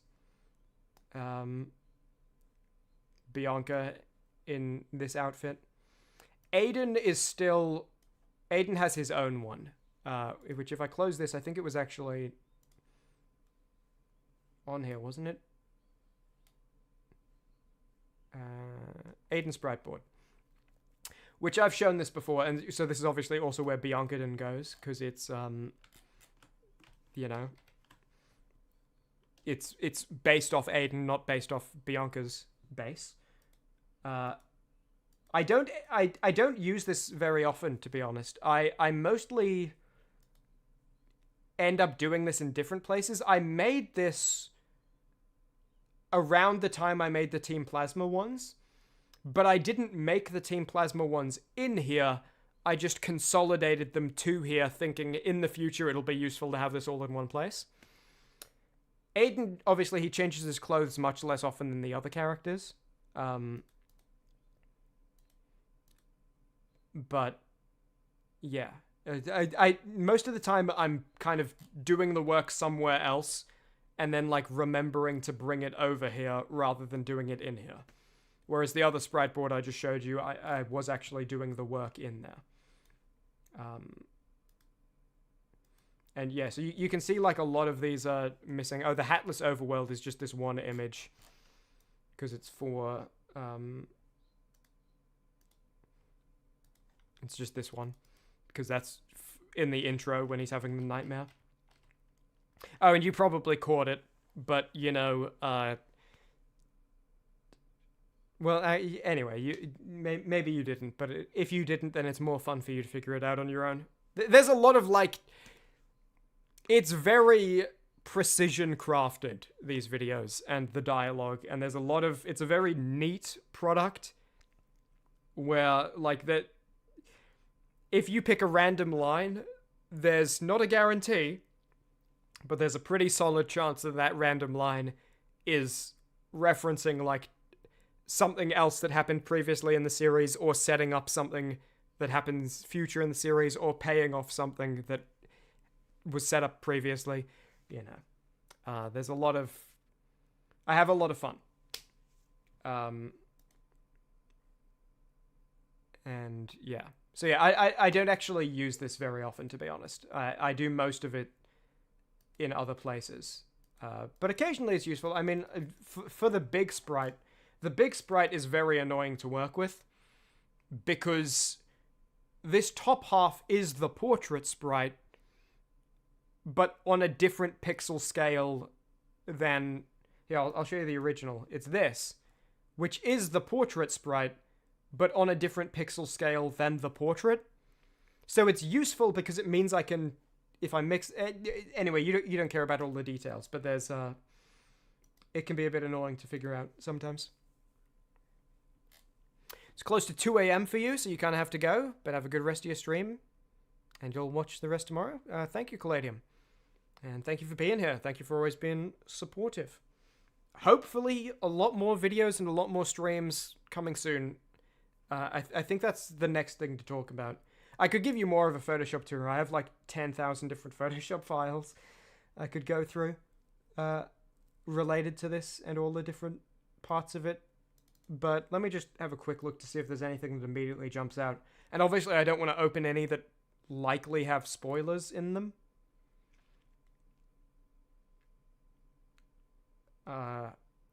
Yeah, I think that's a good place. You know, you don't need to see every single thing. It's just pieces for those of you who are curious in seeing a couple of pieces. But yeah, that's that part. Let me just close all of these folders I've opened up. And there's a lot. I mean, even I think if I gave you my Pokemon Black folder to navigate through all of the subfolders, you would get lost. But to me, it makes perfect sense. To me, you could say anything that I need, and I could just get there. But for example, no, okay, I'll give you a couple examples. I started to. So I go into my series folder, into Pokemon Black folder, into working episode 9, into episode 9 visual resources, into episode 9 visual cobbling, and then that's where the visual cobbling Photoshop files are, but that's also where I download raw images to that I need to edit and work with. And then if we go back to the Pokemon Black folder, I can go working visual graphics, and then there's all these different images and sprites, and I can go into the working visual graphics into working, which is where I have all of these different Photoshop folders. And then in there's a subfolder sprite working depths, which is where I specifically work on pulled sprites rather than original sprites. If I go back to working visual graphics, I can go into the subfolder sprites, and then into the subfolder Aiden, and then into the subfolder Endgame Aiden portraits, and then into the subfolder Aiden portrait clothing and accessories, and then into the subfolder Aiden injuries, and that's where I get his arm with the cast on it. There's a lot of it's very neatly organized, but it's very neatly organized in the way of you're navigating a labyrinth. And I built the labyrinth, I live in the labyrinth, I know where to go. But if you're looking for something, you would probably struggle. And to be honest, that's how I organize all of my Chimmaney stuff. I'm very lucky that I've been organizing it that way the whole time. Because at the start, I was probably putting stuff into more subfolders than necessary. But I'm so glad, today, I guess I was planning for the future. Because here, look, I'm going to plug in a external hard drive. That's my Windows sound, not yours.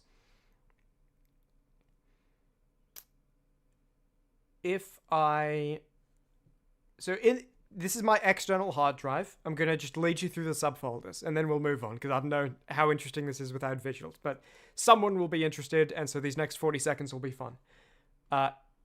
In the hard drive, going through the subfolders, Chimmaney to Archive 1-1 to Chimmaney Renaissance, which is all my videos from Darkest Dungeon Chapter 1 to today.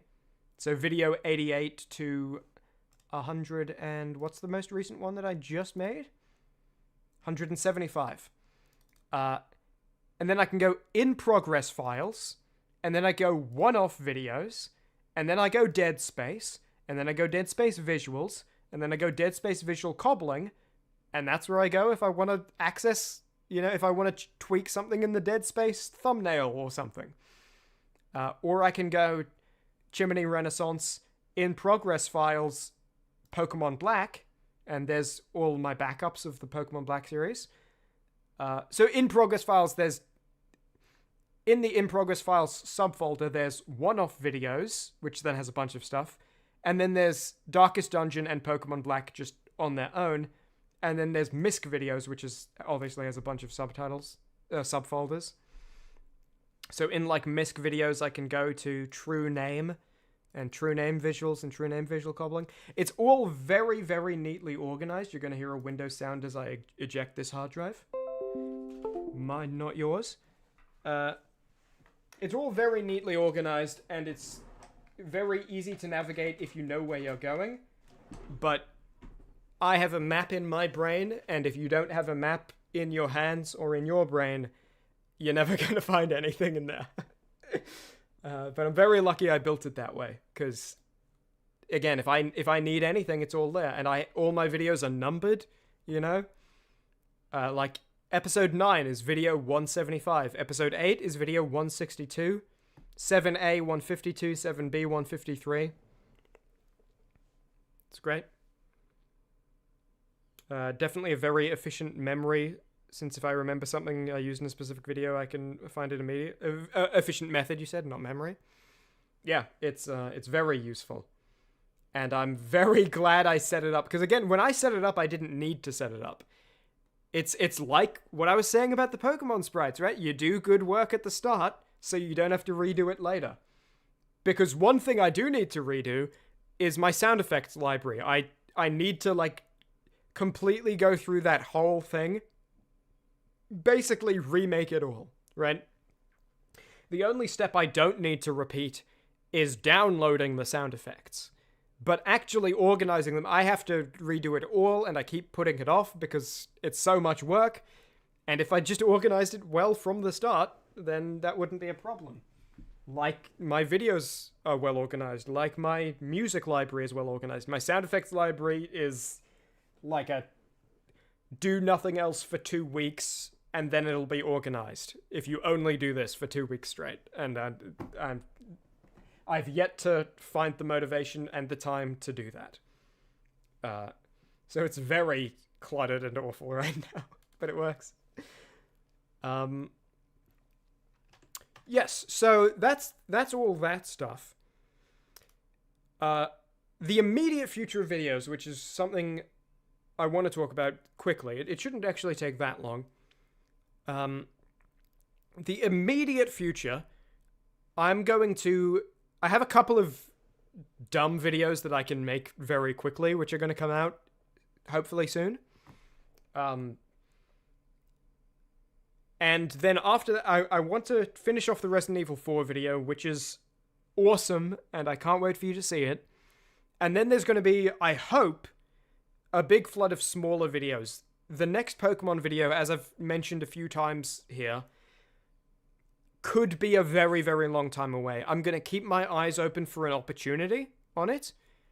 And if I feel like I can make the next video, I'm going to as soon as that opportunity appears. But unfortunately, it could be quite a long time. Because working on this video made me realize it could be a very long time. But I'm hoping that there's going to be a bunch of shorter videos that I have planned. Not necessarily shorter, like they could be 15 to 20 minutes, but much shorter to make. For one, because I'm not personally animating the entire visuals. For two, because a lot of the scripts are kind of mostly written already. But yeah, I'm hoping this. I really want. I keep saying I'm hoping instead of that it will happen, because I don't want to say something will happen and then it doesn't. But my plan is make a couple of really dumb videos that are each like less than a minute. You'll see those soon, I hope. Finish Resident Evil 4, and then make like 4 or 5 videos that I can make in like a week and a half each. Maybe 2.5 weeks, you know. Don't have a time between videos in mind. But I'm hoping that over the next like 3 months, you get like 6 or more videos. And I have a lot of plans, and I want to make them work. And I'm really looking forward to that. I have so many ideas, and I really want to make a good push of it. I also have a lot of good live streams planned when I have the time for that, and that works. And they're gonna be good. I'm really looking forward to a lot of these. Some of these ideas are ideas I've had for ages, and I've been putting off because I've been like, let me just wait until there's like a bigger audience, I guess, so that more people can experience it live. But I think I'm at a point now where I'm like, I'm just gonna do them. So I have a lot of really awesome ideas for upcoming streams, including the second take of the dating sim stream, which I hope is the final take.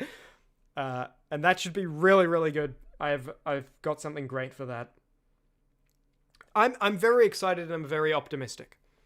And we'll see how far that takes me, because I've been very excited and very optimistic for like over 5 years, and you know, it's gonna keep happening, right? You gotta put energy in. You gotta put your life essence into this stuff. But yeah. Pokemon videos have definitely become more lore heavy, but you still enjoyed seeing me working out and learning the game. That's not done in the Pokemon series. It's just that right now there's things I need to cover plot-wise. The gameplay still is a part of the series, it's just not necessarily a part of this next immediate episode. Because, I mean, right now, Aiden's not even out there with his Pokemon right now, right? So he's doing stuff away from the gameplay. But, yeah. There's, like, you know, going to the different areas and fighting trainers and getting the gym badges and eventually doing, like, the Elite Four or whatever. That's all, like, still...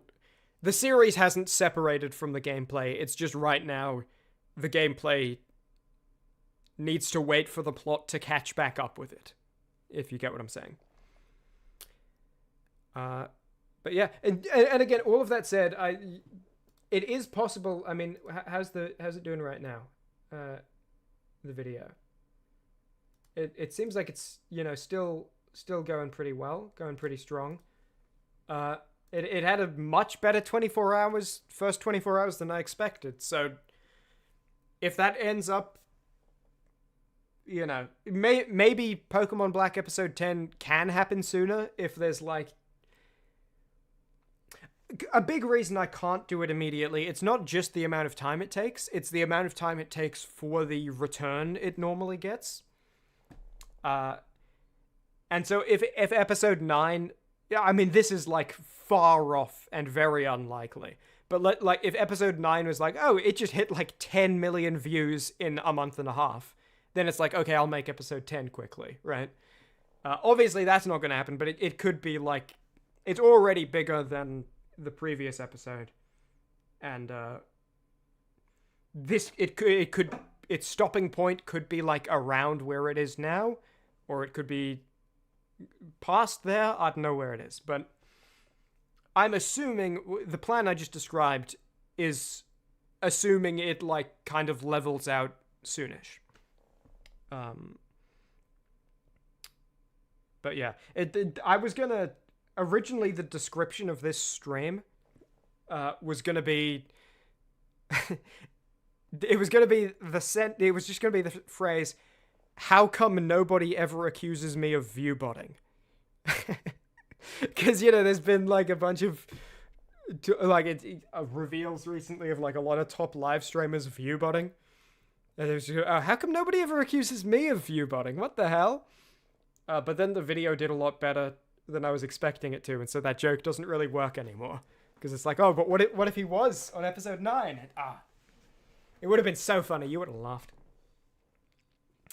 Knight of Wands, you say you love the Pokemon character... Character work, probably. You came to the channel from the Darkest Dungeon series, many such cases. This is not to say you want or like only the same old stuff, but it invokes a similar love. I love the series too. I mean, as you probably could have guessed, because I'm making them and spending a lot of time in them, you know. I'm not phoning them in or anything. But yeah, I love these videos. I love the Darkest Dungeon series as I was making it. And the Pokemon series is way bigger than I expected it to be when I started, by the way. As you could probably tell if you rewatch episode 1, But episode 1, when I first started, so first of all, I'd never played a Pokemon game before, as you probably know. I was in my head thinking that the Pokemon would be the characters, right? So it would be like, okay, there's Aiden and there's Aiden's Pokemon, and they're talking to each other. Because I didn't really know. I don't know if all Pokemon games are like this or if it's just Pokemon Black, but there's a lot of like other characters that keep showing up and having dialogue with you to use. And anyway, it very, very early on became, oh, actually, it won't be the Pokemon that are the characters. It'll be like Bianca, Sharon, and all them. But when I first started, I did not think that I'd be ending up like here, you know? Like, I was not expecting to end up here. And Michael J. Zeri said, you're definitely planning on being a regular if possible on these streams. Glad to hear it. There's never any pressure. I have 0 issues streaming to 0 people. I know some people get like self-conscious about that and stop talking. I only stop talking if no one else is in the room with me and there isn't a microphone turned on.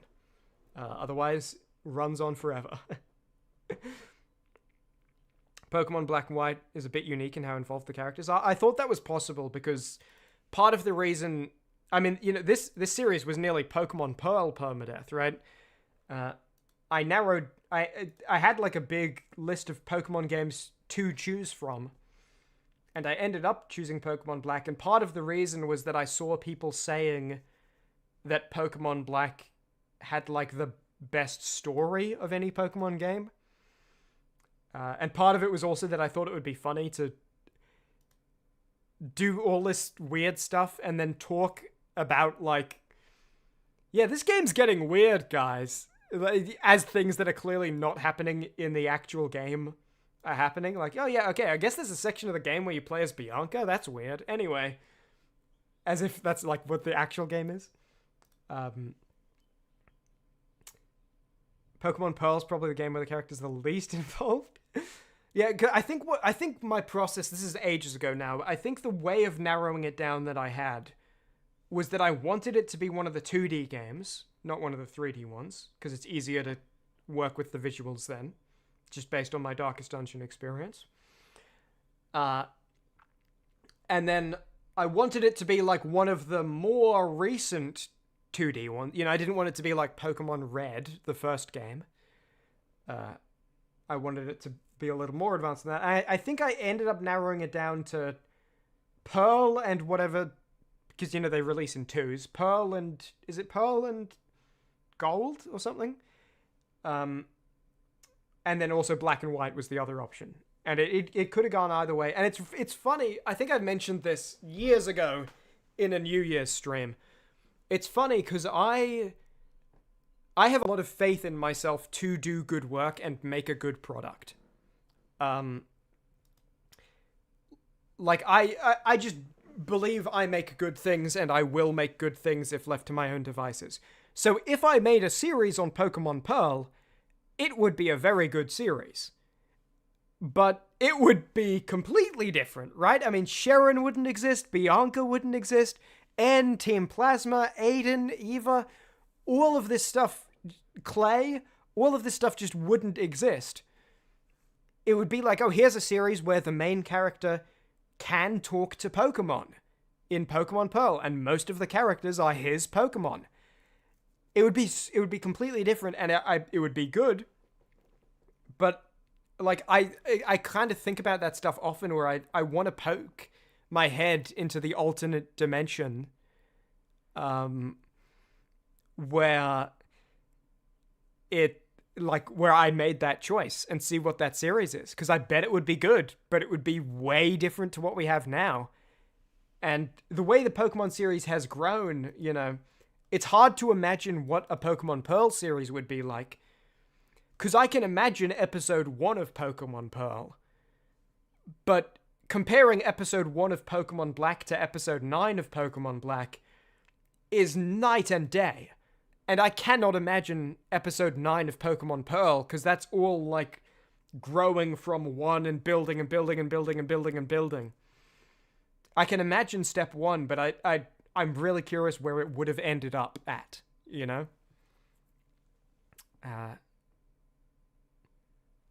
Yeah.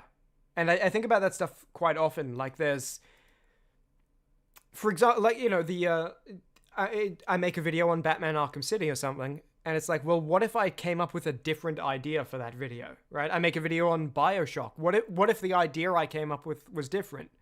Because if I came up with a different idea for the story, I bet I would have still made a good video, but it would be completely different. I want to poke my head into that alternate dimension and see what that guy made.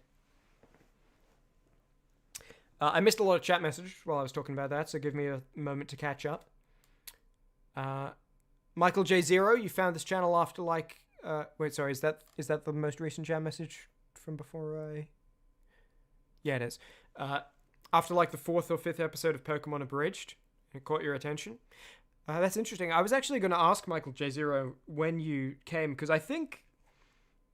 and there's never any pressure to comment. I love reading comments. I love... You know, my favorite part of this is interacting with people. But I also think... I don't want to end up in the position where people feel pressured to comment even when they have nothing to say. And then they're, like, sitting in the comment box being like, oh, what do I type? I have... You know. But Michael J. Zero, you're... I kind of... The Resident Evil Requiem streams were, I think, the first time I saw your name. And then after that, you commented on a couple of the Pokemon videos. But I was thinking, like, oh, I wonder if you came from the Resident Evil Requiem streams because you like that game and you were, like, looking for people playing it. And then you found the videos. So that's interesting to know. I'm always interested in how people found the channel and how people engage with the channel and all that. So yeah, it's cool to know you've been around for a while. And it's also cool because when someone's been around for a while silently and then they start, you know, commenting or joining a couple of the live streams and stuff, it's cool because I bet there are a ton more people, right? I bet there are a bunch of people right now who watch every single video I've uploaded for the last year and a half, have gone back and watched a bunch of my old videos from before they started watching, maybe check out some of my live stream VODs, and they just haven't commented yet or said something in a live stream chat, and I don't know about them, but they're, like, out there somewhere, and that's a cool thought to me, that there are people who... Because, you know, I don't comment on every video I watch. I don't join in live stream chats every time I have a stream open. And it's cool. I don't know. It's just, I love reminding myself of the real people who engage with the channel. And some real people I wouldn't know about. And it's cool to imagine, like, I wonder what's happening, right? I wonder if someone's like, oh, cool, Chimmaney streamed, I'm going to watch that VOD later. Or I'm going to put the VOD on while I go to bed and listen to it as I drift off. It's cool. And so anytime someone transitions from a silent viewer to a spoken viewer, it's cool because it's like, I knew silent viewers were real. I theorized about you guys. I knew you were real. And there's probably others.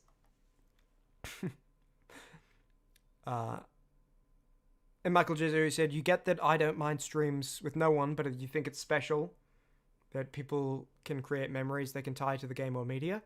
My streams enhanced your feeling Resident Evil Requiem. Oh, that's awesome. I'm very glad to hear that. Yeah, I mean, it's cool when people are here, and it's cool when people watch the VODs and stuff. But when I say I don't mind people not being here, I don't mean... What I mean is, like... I guess what I'm saying is, if someone feels pressure to watch a stream when they're busy, or they want to do something else, or they're not really feeling it, I would rather they do what they prefer. You know what I'm saying? Like, I would rather have a viewer than not have a viewer, but I would rather not have a viewer than have a viewer who didn't want to be there, if you get what I'm saying. So that's more what I mean. If someone's like, oh, I'm not really feeling it today, or this stream is boring me right now, I don't want them to feel like, but I can't close the tab. It's completely fine if they, they can check in next time, or they can not check in next time. I don't want people to feel like they have to be held hostage or anything. Yeah. And again, I'm going through old chat messages right now, but Rutuaris, you said you're glad I didn't choose Heart Gold, because in that game you fight this exact same battle over and over again for hours? What? Do you just mean like there are less Pokemon, so when you're battling wild Pokemon it's the same people over and over? Or do you mean literally like to progress in the game you have to beat like the same gym leader 10 times or something?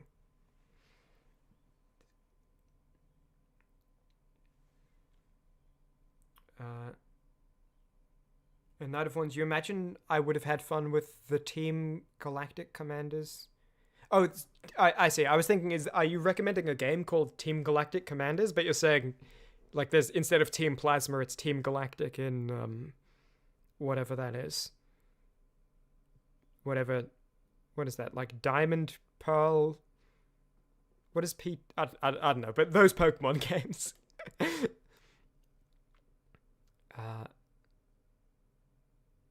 And yeah, Soviet Girl, thanks for everything. I've made so much peak. Oh, that's very nice. Made these last few years a lot less boring.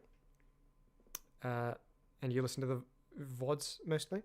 I've mentioned this before. I love that people watch my live stream VODs, because I think that's such like a cool. And again, there's no pressure to, don't feel like you have to or anything. I've said it a million times, but it's because I mean it a million times. But it feels like if someone is watching a live stream VOD, it's because they really want to see it, right? Because otherwise they would just close it. I've said it before, but like a video, you might be like, well, there's only 5 minutes left, I'll finish it. A live stream, you might be like, it's boring, but I want to be here anyway to be a part of the community. A live stream VOD, you're only there if you're like, I'm enjoying this. And so I think that's cool. And whatever level you're enjoying it on, right? Whether it's your primary focus or whether it's you have headphones in listening to it while you do your laundry or something, whatever it may be, I think that's cool. And I'm glad I'm able to provide good VODs. I occasionally look at my VODs and I'm like, hey, nice work, man. You did a good job on that.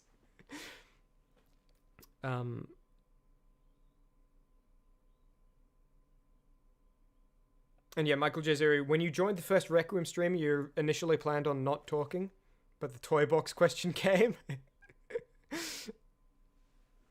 Well, I'm glad I asked. Hey, look at by the way, talk about like a stacking toy once again. Joining in the community, building something big, right? Look at you. You were correct, man. You're not one of the animals. You're not one of the miscellaneous toys. You're definitely a stacking toy. Knight of Wands, you're playing your 600th hour of Balatro right now as you listen along. Oh, dude, 600 hours? If in that time, I could make episode 10, maybe. And Rutu, I was talking about earlier in, what was it, Heart Gold? Yeah, Heart Gold. It's the same battle over and over because the grunts all have the same teams and battle AI settings. They have the same teams? Oh, that sucks. I'm very glad I chose Pokemon Black, to be honest. Again, when I chose it, I didn't know. Like, okay, I didn't know all of the details, right? But like, Pokemon Pearl, I believe in myself enough that I'm certain I would have made a good series on Pokemon Pearl. But based on just like looking at Pokemon Black and stuff, there's a good chance the Pokemon Pearl series is like 4 episodes long and it's been done for 2 years at this point. You know what I mean? Like, whatever I made, I believe in myself it would have been good, but there's a pretty solid chance it just doesn't have the legs that Pokemon Black has to be like, it's called episode 9, but we have 12 episodes because there's 5A, 5B, 6A, 6B, 7A, 7B. So we have 12 episodes, and there's a good chance that, another Pokemon series, sure, it would have been good, but it wouldn't have been good for this long, right? So, like, in order to be good, it would have been much shorter, maybe. But yeah, I'm very pleased with this. I think, you know, there's Pokemon Black 2 and Pokemon White 2. I think there's a good chance I never touch those. This is talk for way in the future, but, you know, obviously I've thought about when the Pokemon series is finished, what happens next. Because the Darkest Dungeon series was like a year and a half long.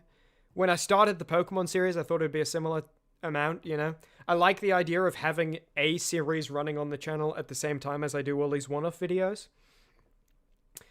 When I started, I thought, okay, the Pokemon series will go for a bit, and then there'll be another series on some other game after that. And now this has been, like, the majority of the channel has... You know, the majority of the channel has been at a time where the Pokemon series is running. And so it's kind of weird to think about when it's done. And I think it's very safe to say that the next series, right, like the third series of the channel, will not be Pokemon. But I think there's also a good chance that I just never play any other Pokemon game at all, and that this is it, because I feel like, you know, I never want anything to, like, overstay its welcome or anything. And I feel like with my plans for this series, I maybe, again, this isn't really a good thing to talk about now when the series isn't even close to being finished yet, because you don't know all the details and I don't want to tell you any spoilers. But I feel like I'll have, like, said most of what I want to say in this series. And so, you know, I wouldn't want to start like, oh, Pokemon Black 2 series, just because it's, like, off the coattails of this series being good, you know? Oh, remember this good series? Well, look, here's another one! I would only want to do another one if I felt like there was more to do in it, like, is what I'm saying. And Root to Iris, you say, having gone back to watch the Darkest Dungeon series after it was already done, you never put into perspective that it was a long-running series? And it's why you bought the game when you previously had zero interest in the game? That's awesome, Root to Iris. Have you, like, played it through? Have you beaten it now? That's great. I love the Darkest Dungeon series. I think it was like... I think it was actually... No, because I think it started... I think episode 1 was uploaded in November 2021. And I think the last episode, chapter 8, was December 25th, 2022? Yeah, 2022. So I guess it was like a 1-year series. Was it? Is that right? Was it only 1 year? Chapter 8 was definitely December 25th, 2022. And I think episode 1, chapter 1 was November 2021. Was it November? Yeah, no, I think it was. I guess it was only 1 year. You haven't played it because your backlog's too long? Well, let me know when you get to it and what you like about it. Where did you find the channel, Root to Iris? Because I feel like you've been here for ages. Oh, no, you've told me before, haven't you? It was like episode 2 of Pokemon. Was like when you got here, I think you said. Because you've been here for ages now.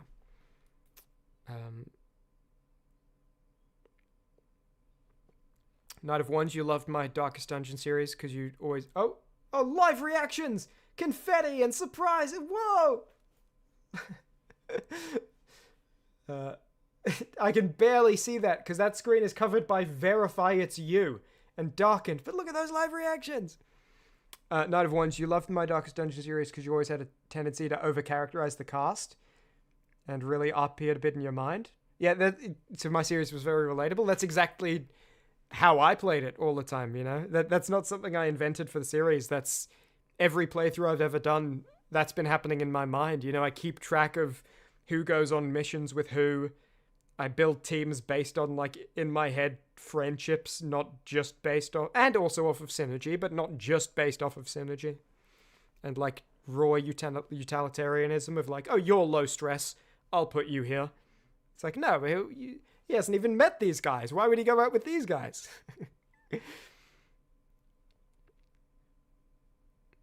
Oh, it was the Gets a stand-up routine that brought you?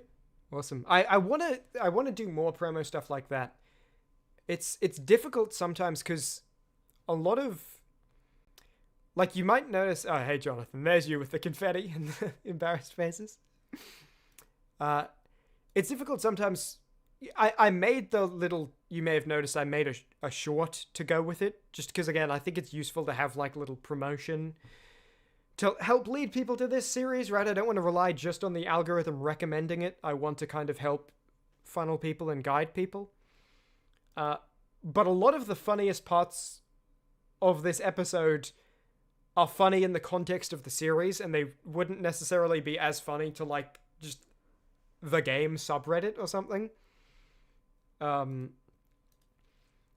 Like, you know, it's pretty funny some of the stuff Bianca does disguised as Aiden doing work for Team Plasma. But there's like a lot of explaining you'd have to do to make someone who just played the actual game and was on the subreddit understand, you know. So I did a little search through for potential things I could clip apart and send there, but I don't think this episode actually has anything for that, unfortunately. I do have some other plans I can do to try to promote it. And one of them is the sub 60-second video that I talked about, like how I'm going to make a couple of really dumb videos in the very near future. One of them is kind of potentially a promotion for the video. But yeah, that kind of... I'm not sure this episode gave me anything to traditionally post. But yes, that's a lot of talking, as most of my streams are. Oh, and one more chat message came through, so a bit more. Michael Jesu, you say, you think I help capture what people think of when watching something with an active imagination? You think about this stuff all the time when playing games, especially when watching friends play? Yeah, I love doing this stuff.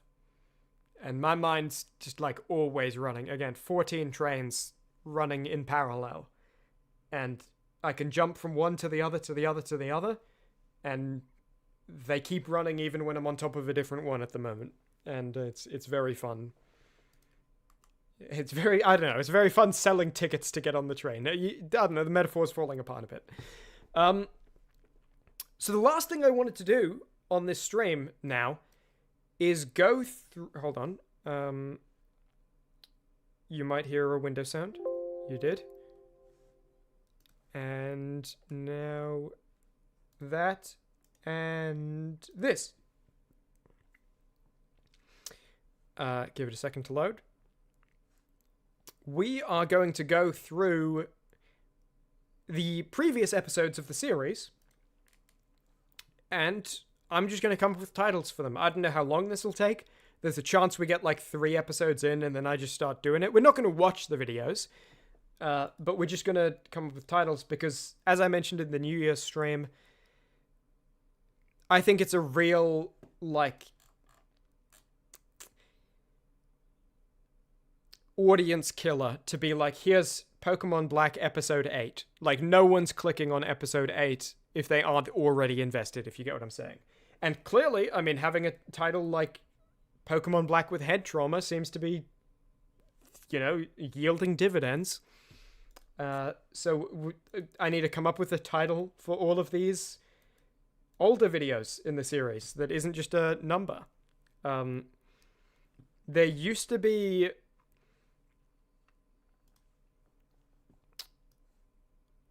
There used to be titles for a lot of these. If I find these somewhere... Yeah, I can... Here it is. You know what? I can actually show you this. I took a screenshot at the time. If I go here... Oh, whoops. Go here. When I changed the title... Originally, the titles had names. And then also... this, and then I changed the series name to Pokemon Black Abridged, and then I changed the title format to just be that, you know, just like Pokemon Black Abridged Episode 5B. So these are the videos that originally had titles and what those titles were. And I think maybe that's a good starting point for some of these. Here, if I shrink that a little. Like, maybe episode 1 can just be like, I don't know, Pokemon Black, like, even just Pokemon Black Permadeath Pilot, I think is fine. Maybe. So that's like one option. We could also, I wish this was more viewable. Hold on, let me,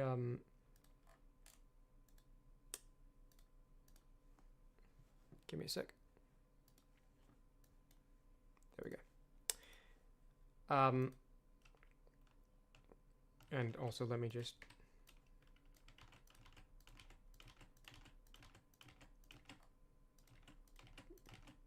so I can do that to all the text in the future. Okay, so that's one option. I think we can also do like something better than that. What happens in? Hold on, you can't see this right now. What happens in this episode? So he gets his Pokemon. At some point, by the way, I was thinking mentally if I should tell you about this or if it should be a total surprise. I don't think this is bad to tell you. I'll tell you. I have intentions, and I've intended this for a very long time. At some point in the future, I'm going to combine episode 1 and episode 2 into one video. I'm going to remake it with like modern animation that's obviously way better than what it was at the time. And I'm going to like add in a bunch of like extra jokes and stuff just to like catch, I guess, the start of the series up with the level the series is at now. And I think from episode 3, it kind of started getting there. Obviously, if I was going to remake them to get them to this level, I'd never stop remaking them, right? Because I'd remake all of... Episode 9 is better animated than any previous episode. I'd have to remake all of them. By the time I was done remaking them, I'd be better. So I'd have to remake 9 and all of the others again. But I think episode 1 and 2 could use a bit of a facelift. And I think it would be fun to have like a... Hey, episode 1 and 2, like mega episode remaster with like extra jokes and better animation and extra scenes and everything. And so that's something I'd like to do down the line. Obviously, that's something that would take a lot of time, so it feels like right now I would rather make episode 10 than do that. But I think there's a chance that like maybe before, like when we've just made the second last episode and it's before the finale, maybe I remake episode 1 and 2. And so then like you can like rewatch the whole series with that better first episode, and then the finale is the next one or something like that. Director's cut. Yeah, kind of. Directors reshoot with new actors who can do the voice acting better, and new animators who can do the animators better, and the new actors and new animators are the same guy as the old ones, but he got better over time. But yeah, so maybe after the second last episode, but right before the finale, that happens. Anyway, in this episode, he gets his Pokemon, he meets stand-up comedian Getsus, he meets N, he Chuppapup rips out a couple Pokemon thrones, and that's it. I made this video in like a week, by the way. It was 7 days from opening the game to having a finished video. This is how long episodes used to take to make. And that was all like, you know, that includes obviously coming up with the whole plan and the whole, you know, the start of the plot. Obviously, at the time, I didn't know in episode 9, Bianca will disguise as Aiden after he's working for, you know, I didn't know the whole plot, but I knew like the broad strokes. I knew where things were going to kind of end up generally. By episode like 3 or 4 was when I had like a whole heap of everything planned out. Instead of just like the general details of what's going on overall. But yeah, I don't know, maybe Pokemon Permadeath Pilot, maybe that's good for what the episode is. Maybe when I remake it, I can give it a more clickable title, but as it is, that is kind of just what the episode is, right? Like, I could do like something like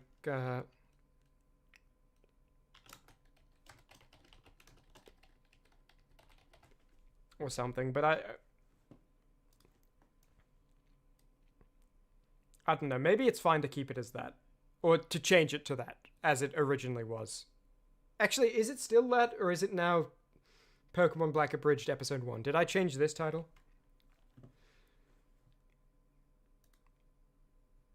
Anyway, I think that's a decent change. Episode 2 was originally human type. I think that's a good base to work with. I think that makes it easy. I think we can just do like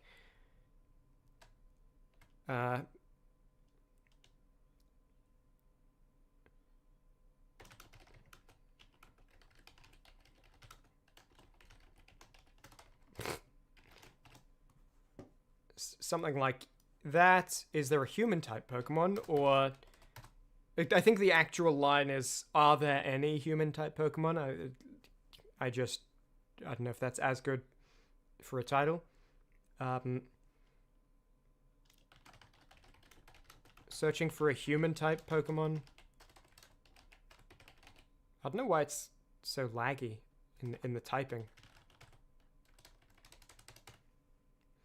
You think abridged works best, the basic concepts, because it's the term has an established vibe? Oh, you mean for episode 1? Yeah, maybe I do Pokemon Black abridged pilot. That might be a good idea.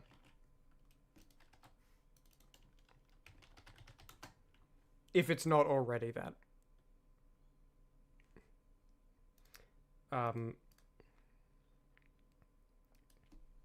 A man with one chance is all you can think for the pilot. Yeah, I think the difficult thing is, because that's a good title, Michael J. Zero, for like the episode of a TV show, but I don't think it's clickable for a YouTube video, and I that's something I struggle with as well for titles.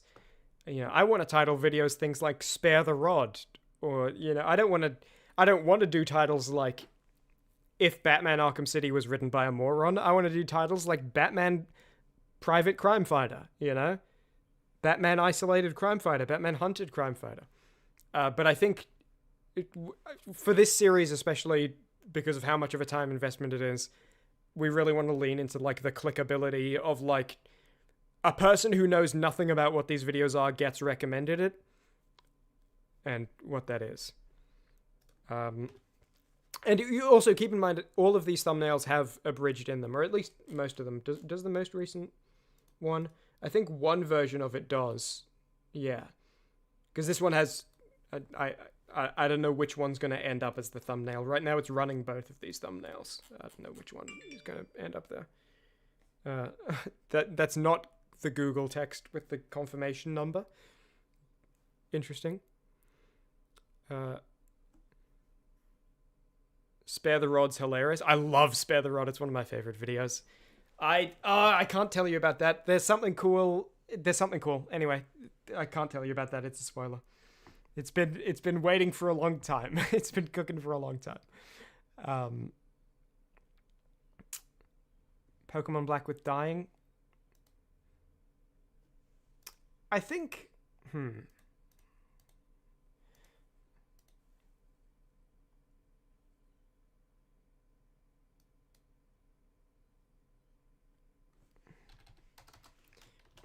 Pokemon Black. I think having Pokemon Black in the title is also useful when it can be in the title. Pokemon Black. We could do like.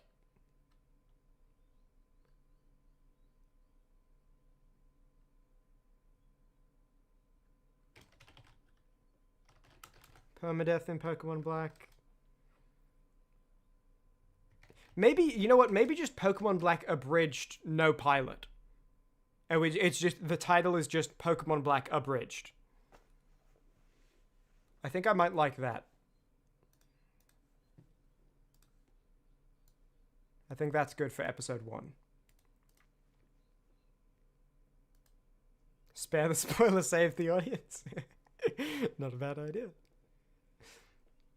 It's common for YouTube titles to include a question or something to intrigue and give the viewer something to click on. Yeah, that's an option too.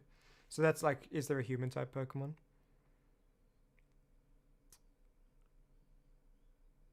Nuzlocke is the traditional searchable term. Yeah, I know that, but I think the reason I don't use that word is because I don't want to get in trouble with like the Pokemon community who know it better than me. Because isn't a Nuzlocke a very specific type of permadeath?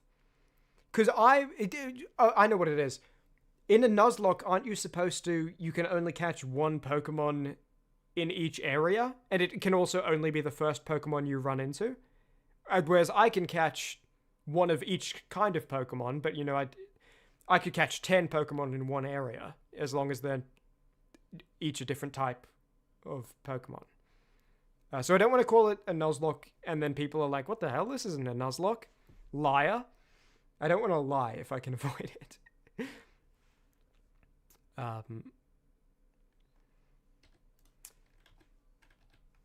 Yeah, maybe. Is there a human type Pokemon? I think that's a decent choice. I think that's good for episode 2, maybe. Or yeah, I think that works. Episode 3 was originally lunch money. I think that's a good basis. Again, we could just do like stealing lunch money from children. Because again, that's more of a YouTube title. Lunch money is like a TV episode title. Stealing lunch money from children is like a YouTube title. Pokemon Black Abridged Last Chance. Yeah, the thing is, I don't think, again, if you're just someone on YouTube and you get recommended that video, you probably aren't clicking it. You know? It's like a clever title, but it's not like an intriguing title that someone who wasn't already invested in the series and the channel would click on.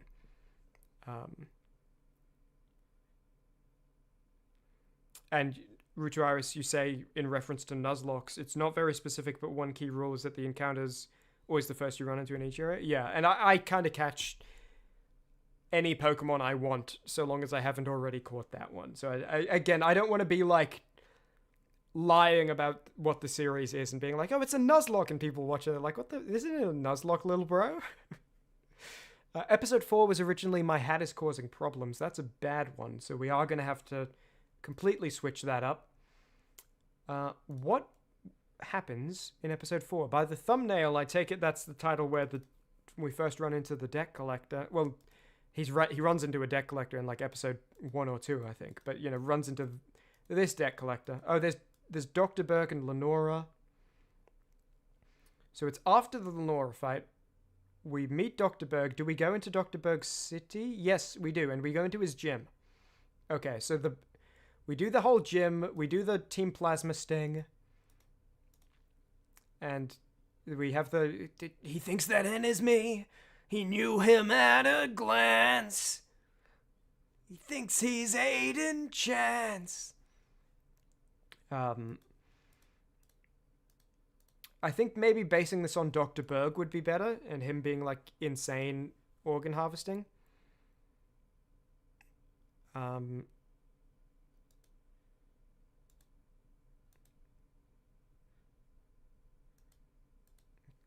Because Dr. Berg's like, I forgot Sharon. I forgot Sharon looked like that after he came out the gym. It was the eyebrows that got me.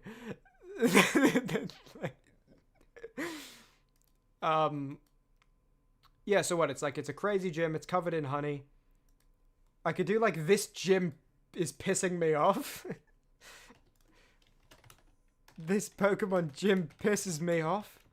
Because Aiden gets like mad at him for covering it in honey.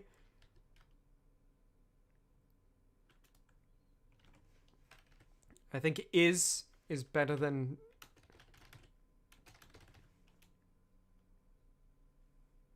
I think that's a pretty good title. But let me think of a few alternatives just to make sure it's the one. The Doctor is insane. Is that a comment or a title suggestion? Because that could work as something in that kind of format could work if it was like,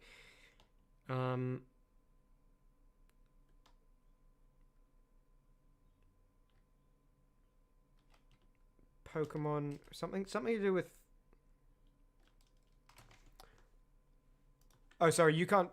I just realized whenever the video's up, you can't see. Photoshop, my bad.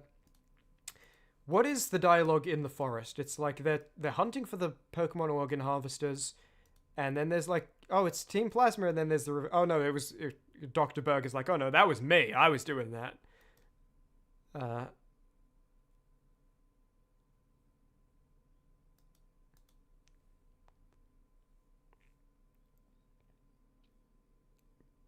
Pun on like the Doctor is in. Oh, I see what you're saying. Like the Doctor is insane.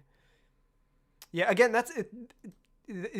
I think you guys are running into the same problem I run into, where you think of a title that's a really good title, but that people won't click on.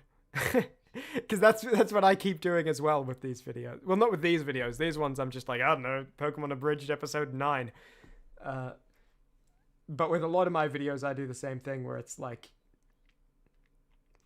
I mean, you saw in one of my favorite videos I've made, Atlantis Must Drown. The YouTube video is titled like, I hate water, so I moved to Atlantis. But I was like, I much prefer the title Atlantis Must Drown. Where is this? It's here it is. So like at the start of the video, I have like the pop up on screen of the title because I was like, I want this to be the title. The YouTube video can't be titled this, but I want that to be the title. So I'm gonna hard build it into the MP4 so that people see it.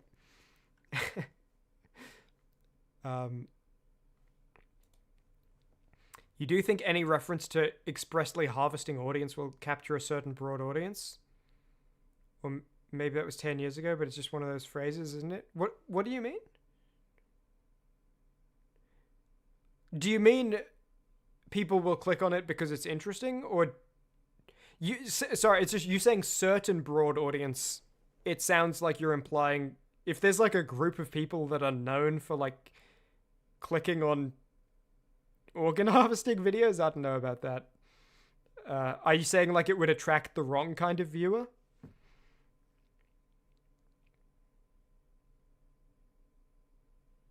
Having the real title pop up at the start is very smart. Yeah, I might do it in more videos. I mean, I kind of did it. Did I? When I released Batman Isolated Crime Fighter, I had the title changed to like Batman Arkham City something something something, like a YouTube-y title. And that video also has where's its title? Oh no, it's like it's quite deep into the video, isn't it? Is it like only when he puts on the costume, or is it? I love the cattle prod. yeah, it's here. I don't know if I when I uploaded the video, I was thinking, and then after like a week, I'll change the title to Isolated Crime Fighter. I don't remember if I actually did that. You don't know if you told me this, but Hopetosholps is part of your everyday vocabulary. That is so cool. Do you say it like Hopetosholps?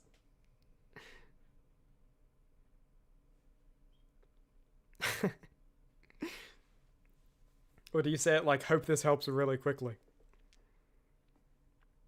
When you were younger, you'd hear harvesting organs on internet spaces as a joke. Oh, I don't think I was aware of that. I think I like this Pokemon gym is pissing me off. I can't really think of a good one to do with the organs. I think you could make a good one out of it, but I'm not sure right now what it would be. So I think that's good. I think that's a good title. And also, I think something I think about, you say it like how it said in the video, like Hopetosholps, that's so cool. That's actually like the best news I've got all day. And I just found out that like episode 9 passed 1,000 views in less than 24 hours. And the best news I got all day. That's awesome. Somewhere out there in the world, someone's saying Hopetosholps.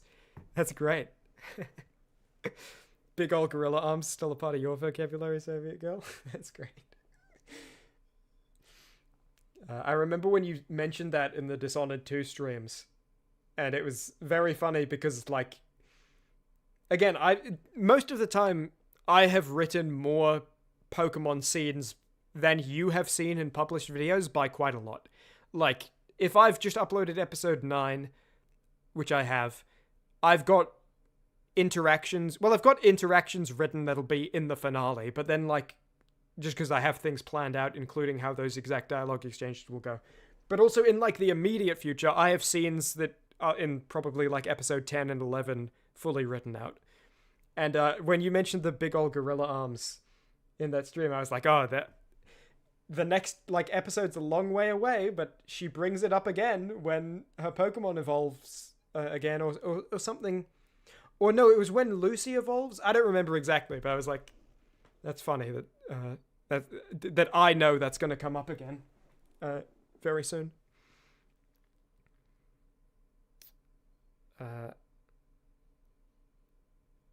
You play tanks a lot, so every time you... Oh, yeah, tank. I was thinking, like, oh, what, like in literal, like, World War II tanks in a video game? But you mean, like, in hero shooters and stuff. Now my character's back with big old gorilla arms. That's great. Again, I love anything that reminds me of, like, oh yeah, the real world. People, like, will sit at home, watch a Chimmaney video, and then, like, go to bed, and the next day they go out and do something else. I love people. I love humans, man. I love going into the city and sitting on the train and looking out at, like, there's, 100 cars in the road, and each of them are going somewhere. And in 2 hours, they're all going to be in a different place, but right now they're all here. They're all thinking. They all have a history. They all have concerns. They all have people in their life they don't like. They all have a friend. They all make a funny joke every now and then.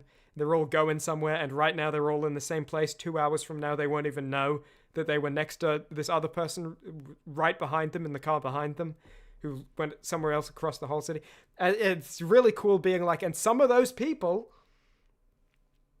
quote a Bianca thing, or say Herpetishops, or say Chimmaney out loud while talking to a friend. It's so cool.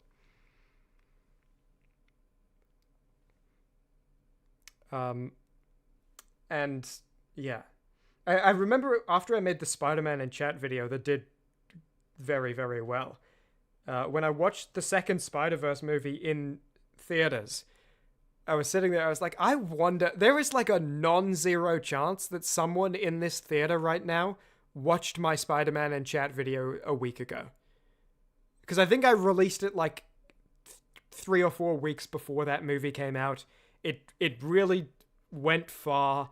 It's Spider-Man related. Like, there was a non-zero chance that I was in the same theater as someone who had watched that video, and now neither of us knew it, but we were both sitting there watching the Spider-Verse movie.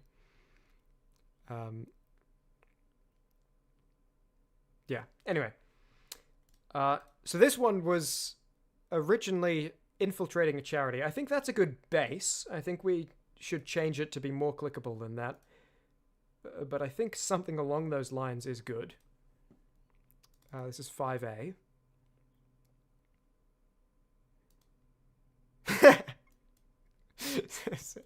Sometimes I forget. Yeah, so this is he gets it. He is told that he's in Team Plasma, and he's they get on the Ferris wheel, but they get stuck, and that's just at the very end. That's not the start. He makes his quotes. He meets Mr. 104. He meets Douglas. Sorry. Spoiler warning. This guy's going to be called Mr. 104 in the future.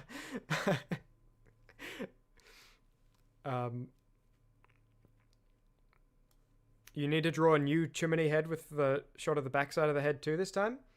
There's no pressure at all, Soviet girl. You don't need to do anything. You don't need to...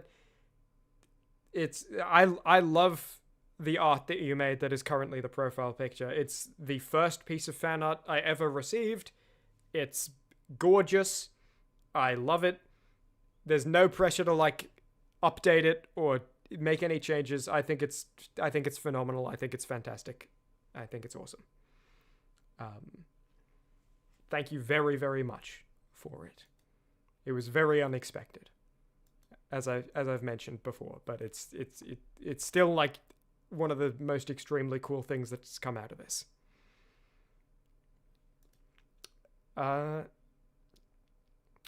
Yeah, so when does he actually...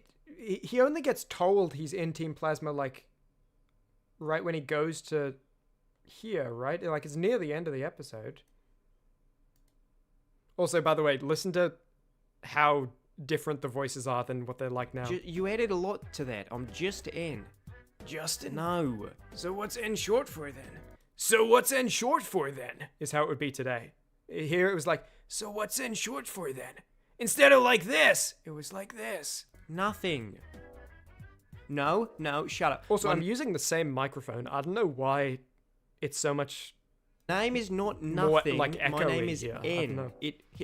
Spell it E-N in your head, if that makes you feel better. At least... Was I in a different... Yeah, Was I in a different apartment at the time? When did 5A come out? I don't know. I've heard Maybe it's to do with the space. how debt collectors can be. But you're all right now? Pretty much. Listen to that voice, man. I've heard how debt collectors can be.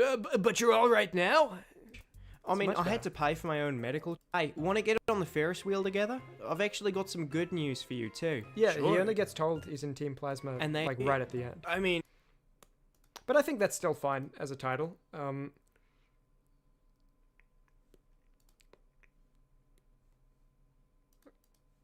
If I do, like...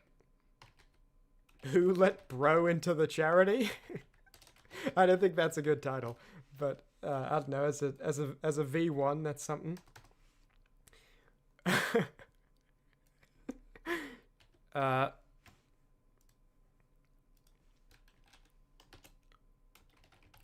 I intend to sabotage a charity.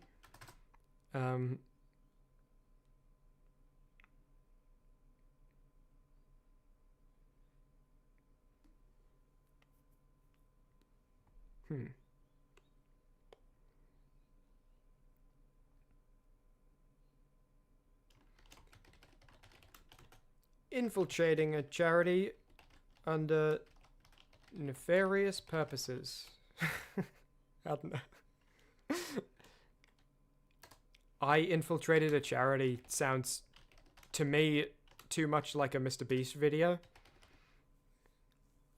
You know, it's like, not necessarily him. I don't really know what type of videos he makes, but like that kind of, I stayed 24 hours in an IKEA sort of thing. Who let bro into the charity? Is that really the best option I'm going to have?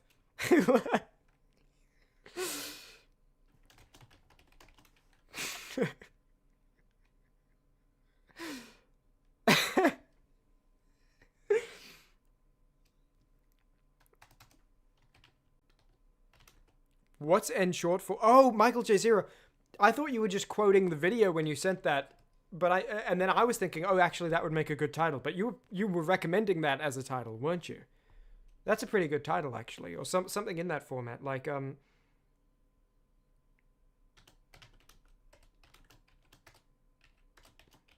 do quotation marks.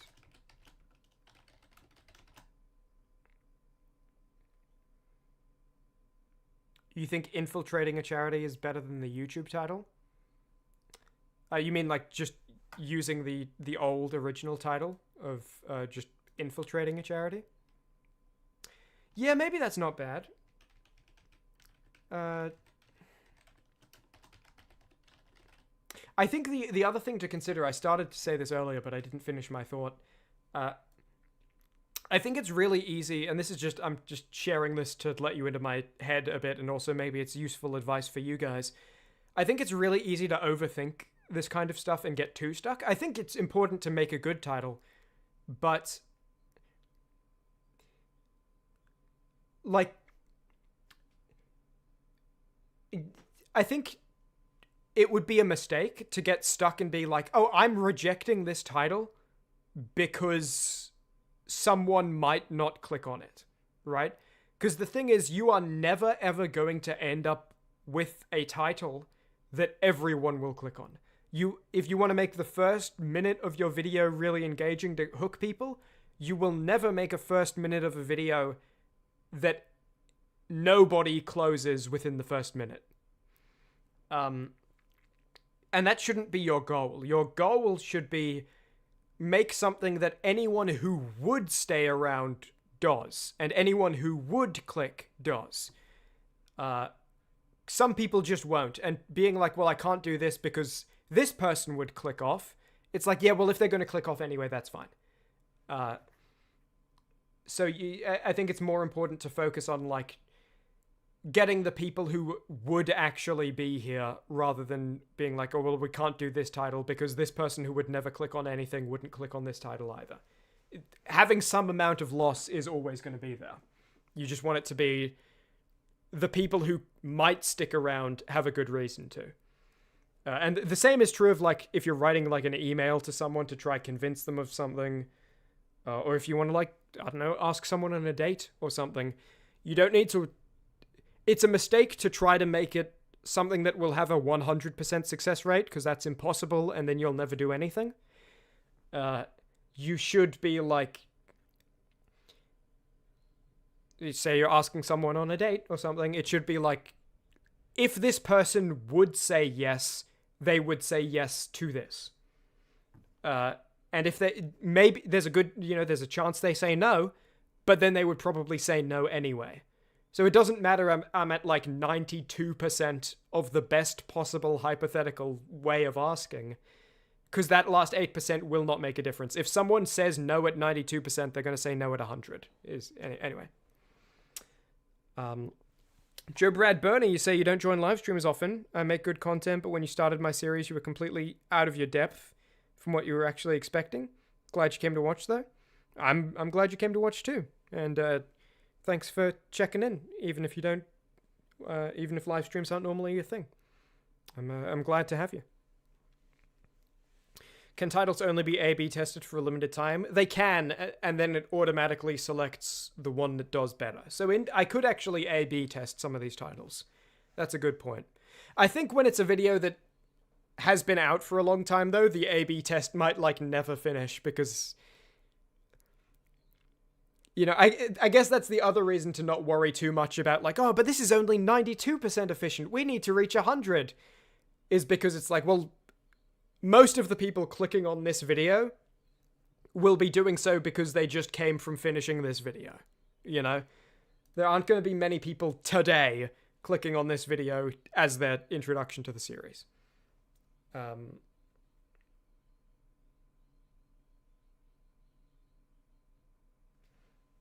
But yeah, so we could set up an A/B test here. But again, I don't think it's too...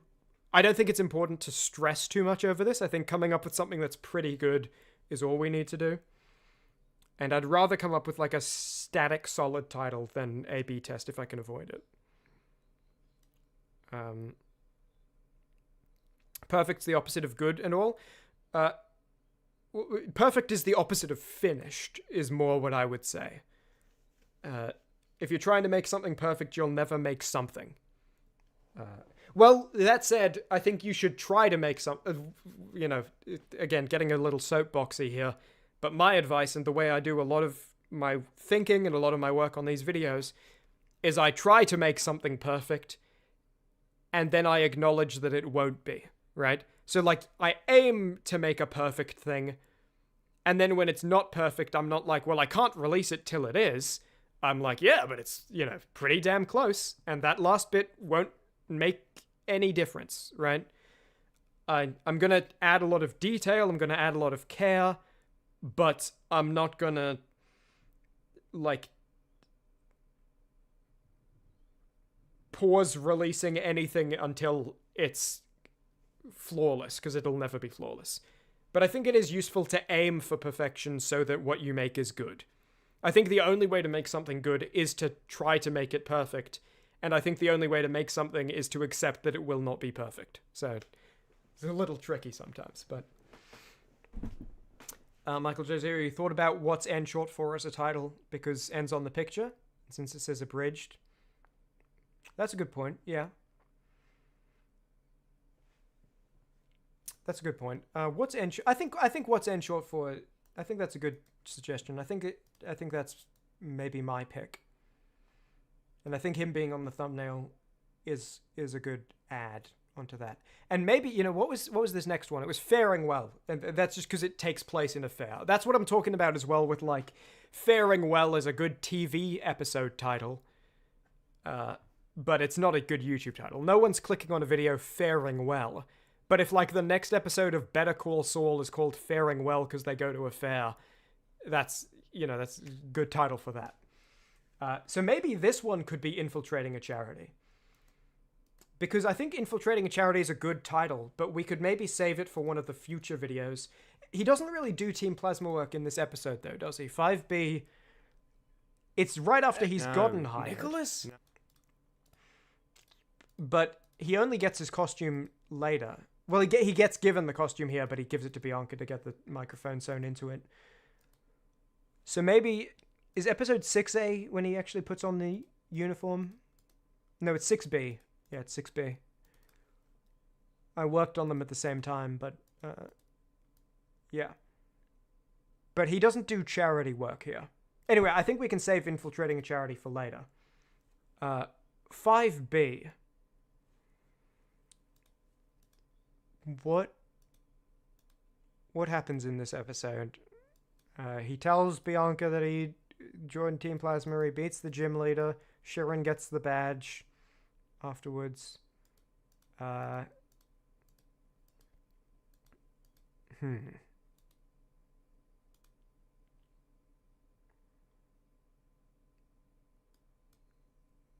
fell asleep. Okay, maybe something about the gym leader. So her thing is that she's, like, at the fair trying to have fun.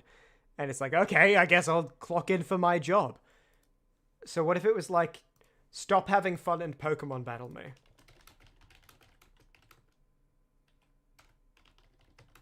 Or stop having fun and battle me.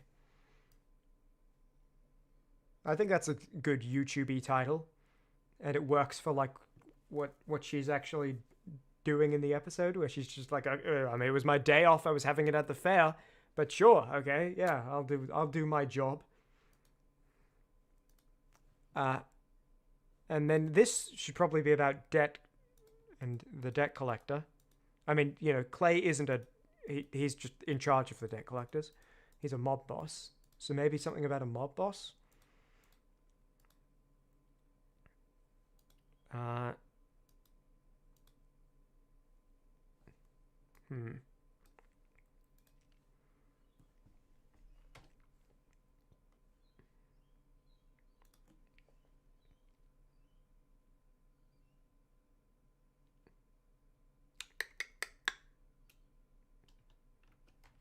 I owe money to the mob. I don't think that's good, but I think it's a starting point.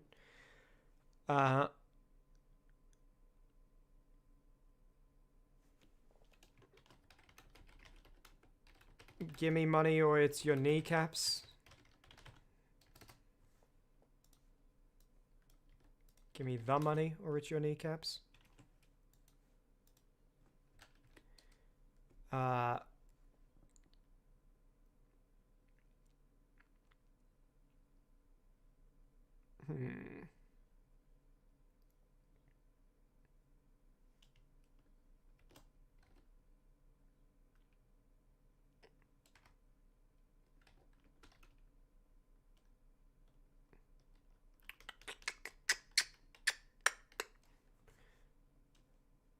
This is 6A.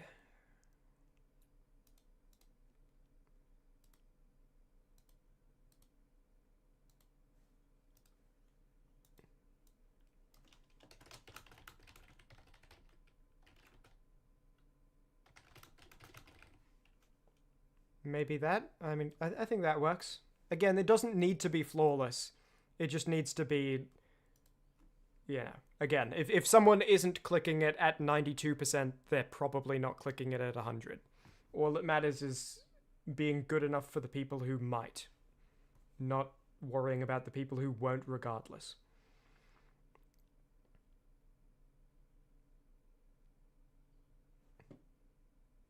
Actually, maybe what do you guys think? Which of these two? Crippling debt to the mob or the kneecaps?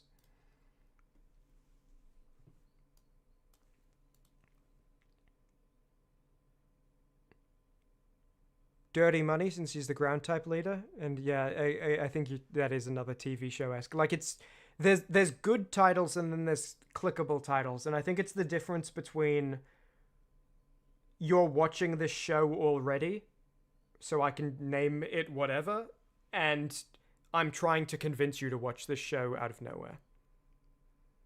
You think I'm in crippling debt?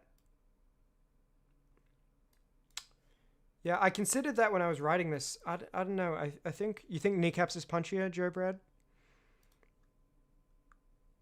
Give me the money or your kneecaps. I think that's good. I think it works with his face in this thumbnail, too. I'm in crippling debt to me, I think without the to the mob. I don't know. I don't know what I don't like about that, but I think it for some reason it doesn't work for me. I think I like the kneecaps one. And Joe Brad agrees with me. So I think it works with his face. I think that works. I think that's a good, like, YouTube-y title. Again, if you didn't know anything about the series, you might be interested to click on that. This is 6B.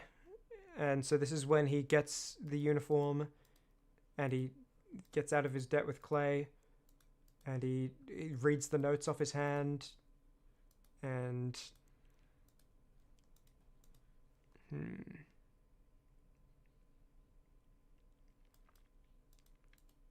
Maybe this one can be...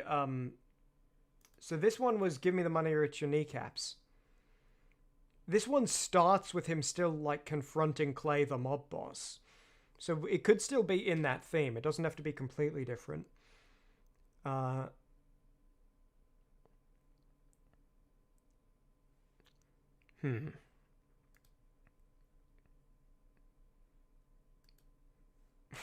What if, like, I will gamble my way out of debt? Because he doesn't gamble his way out of it, but, you know, he kind of gambles himself into a bit of a break. Not like a break room type break, but like a break. Bit of leeway. I will gamble my way out of my debt. I think my debt is better. But I think maybe that's not quite good. I think that's funny when read out loud. I think as a title, the I will doesn't quite do it for me. Maybe like, what if I gambled my way out of debt? Or I'm one gamble away from being out of debt? Or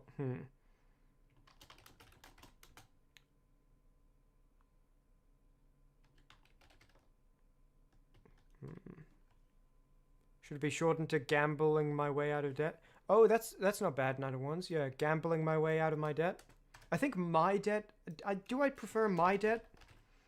Gambling my way out of my debt. Gambling my way out of debt is better. I think that's a good suggestion. Gambling my way out of debt. Yeah, I think that's good. Again, it's like maybe that's like an 85%, but it doesn't need to be 100. Especially when it's like in the middle of the series. I think it's important to make sure they're quite solid as I'm releasing new ones, but I think going back to these old ones, they just need to be a little better.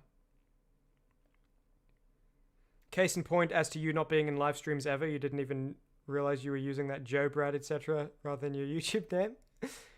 Yeah, I think it's weird. Oh, you just did you just change it?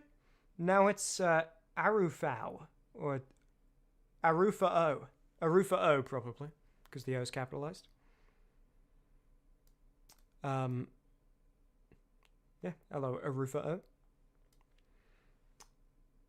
Okay, so this is 7A. 7A was... Right, he's working with N to find a cold storage place, and then they find the cold storage place, and there's the Team Plasma meeting... No, the Team Plasma meeting 7B, but he's heading to it here. The gym is closed, right. So he can't get the badge because the gym is closed. Welcome, Arufao.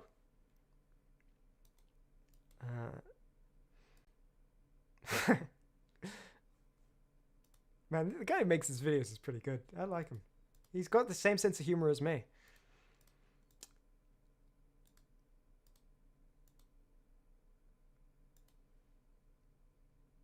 You didn't see the episode yet? You're just here to say hi, and good luck. Thank you very much, Dio. I hope you enjoy the episode when you're going to see it. The stream's getting close to done. We're just like the last thing we're doing here is renaming these episodes, and we've only got 4 more to go. We already did the whole post-episode discussion and everything. You'll be going to bed because you're quite thirsty. That seems unrelated to going to bed. You should go to bed when you're tired, and you should drink when you're thirsty. If you go to bed thirsty, you're going to wake up thirsty, and your problem will not be solved or shifted in any meaningful way, dear. I'm just trying to help. Herpetish helps.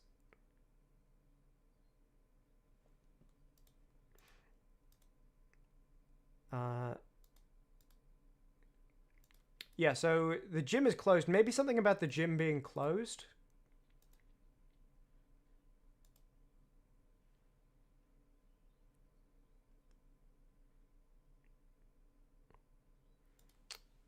You'll be rewatching the series, Arufa. It's been a hot minute. Probably after the Pokemon tabletop game you'll be playing later tonight. Well, I hope it's fun. And if you do rewatch the series, I hope you enjoy it again. And what name was decided? So we're rebranding it by having each episode have its own name, Dio. The series name isn't changing. The video titles are changing.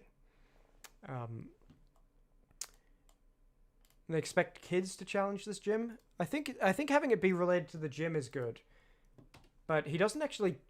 There isn't a gym in the episode is the thing. Like, the gym is closed and all the badges have been melted down to make a bell. And he needs to... You know, it's 7B that he actually gets her back in this, like, oh, we'll do a battle at the airport. We can do it at the airport.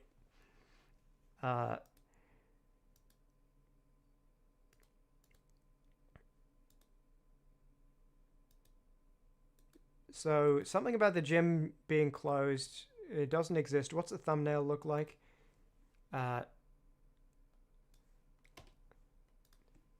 like... Okay, this is a stupid title.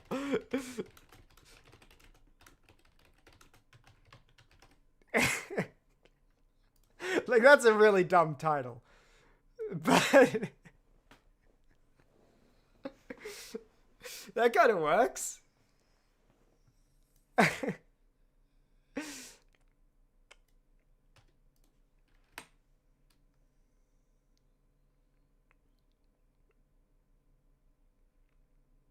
Maybe a reference to the Let Me In meme?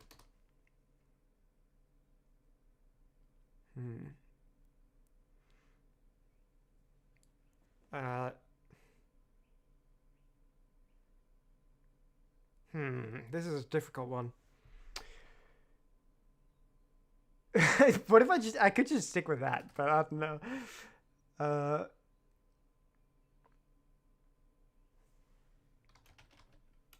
Where's the gym? I wanna... Okay, this is weird. I don't know why it's lagging so much. Again, I don't know if you can tell because you're not the one hitting the keys. You can just hear me hitting the keys, but... There's a big... like, delay on when... Anyway. Gym is closed due to... Pokerus. What's that a reference to? Pool is closed... because of... I don't remember. What is Pokerus? Hit the gym, little bro is funny. I think it is pretty funny.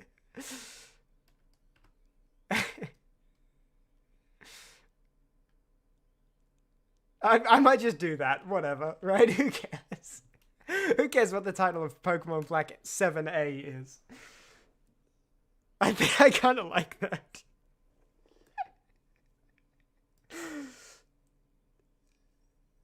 Whatever. I think that's fine. It's a bit weird when you watch a TV show, you'd almost never care about the episode titles, but no one titles a TV episode to get someone to click on it. Exactly. That's what the difference is like they're free to be as like clever or sneaky or like, oh man, I just watched Plan and Execution and I just realized they actually meant someone gets shot and that's what they meant by execution. But this is obviously different because it's more like, this is the ad campaign, I guess, right? This is, TV shows have trailers, we have titles. And Pokerus is just like an in-game disease. Is it in Pokemon Black? Or is it only in later games?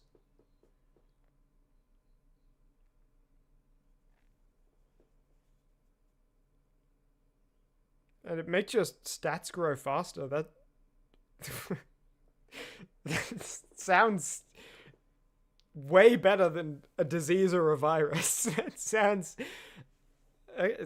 well, I guess like taking vitamins is a disease now. And it is in Pokemon Black?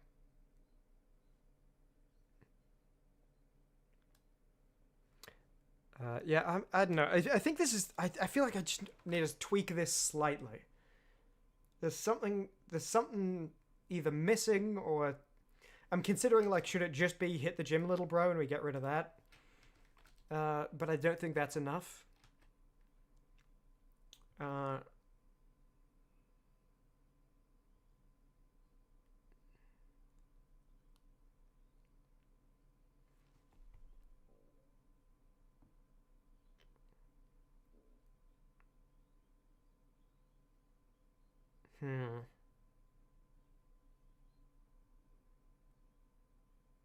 I think that's fine. 7B. So there's the Team Plasma meeting, and then they meet in the park, and they do the gym battle, and N has to go on medical leave, kind of. I mean, that's not exactly what it is, but it's a mix of like, situation out here is dangerous for you, and also you need the regular medical stuff. Have I ever played Final Fantasy? I've not. It's something I'm sorry, this is such a stupid thing for me to say, but I have no problem repeating myself. In fact, I kind of enjoy repeating myself, but sometimes I feel bad about repeating myself, so I like to acknowledge that I have said it before. So in that vein, I will mention that in 2023, I streamed Dishonored 2 and mentioned this. But sure, yeah, I'll bring it up again, just in case some of you, don't have a complete and total memory of what I said on a live stream 3 years ago and never mentioned ever again. I think Final Fantasy, from what I know about it, which isn't much, I think it would probably make for good Chimmaney videos, because it seems like it has a lot of things I can work with, right? And generally, games that have a ton of visuals and like cutscenes and stuff make for good videos because I have a lot more to work with, right? I can say... Yeah, it wouldn't make for a good video if I was just using every single cutscene of every single game. Little hiccup. But I think it does go well because it's like, well, I'm just not going to use these cutscenes that don't apply, right? So I have a broader like palette to paint with. You were there, by the way. You were, Soviet Girl, and I think so was Dio, I think. And also Nuthouse was there. And then we talked about, I believe Nuthouse, I have such a perfect memory. Nuthouse said, oh, why don't you just get the cutscenes off YouTube and make the video off of that? And at the time, my explanation was, I'm not going to be doing that. And I didn't articulate it quite perfectly. But what I was trying to get at was also that, like, writing the script takes a very large amount of time. And it's useful, like, the amount of time first of all, it's useful to be able to get visuals that aren't a cutscene from playing. Second of all, the amount of time it takes to sit with all of the cutscenes and digest them and understand them and plan the video, I may as well just be playing them instead of, like, just like 100 different reasons why taking cutscenes from somewhere and using them wouldn't work. But I didn't quite articulate them perfectly. Jonathan, why do you remember me saying this? I got a memorable voice, I guess. I got a very memorable voice. I mean, Final Fantasy, though, it's something I don't really know, like... So, okay, Final Fantasy 14, right, is your Cloud Strife, and there's Aerith, and there's Tifa, and and Aerith, though, she's killed by Sephiroth, or Sephiroth. I think it's... Is it Sep or Seph? Anyway, killed by Eroth. Not Th. And what I don't know, that's Final Fantasy 14. Are you, like, Cloud Strife in every Final Fantasy? Or is it every single game is, like, a completely new cast of characters? Oh, no, so that's like Final Fantasy 8, isn't it? Anyway, the point is, at least, like, the first 6 Final Fantasies, I'm pretty sure you're not any of those characters. What's going on? That's 7. Okay, so that's 7.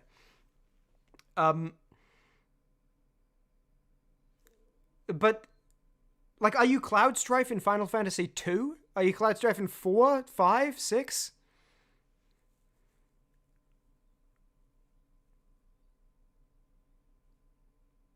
And you said you only recently found... Also, a chat message appeared and then disappeared. What was that? Michael J0, message retracted. I think I saw that message. Did you, Michael J0, did you send a message saying that you were excited about Final Fantasy 17 and then retract that message? Oh, I see. It's because you said 17 instead of 7. You could have just corrected it in your next message. I thought you were, like, embarrassed. I thought you were like, oh, I can't let the homies know that I like Final Fantasy 17.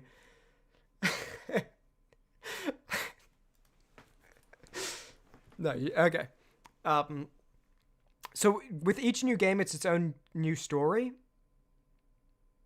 Okay. All of them? So is, like, Cloud and Tifa are only in 7? They're not like, oh, then they're also in 8 and 9. It's like that, they're only in 7, or do they sometimes revisit worlds instead of always switching to new ones? Anyway, that's something I am interested in maybe looking at for videos at some point in the future, but probably a far way away, because from what I know about that game, it's like, okay, here's like 200 hours or something, right? So...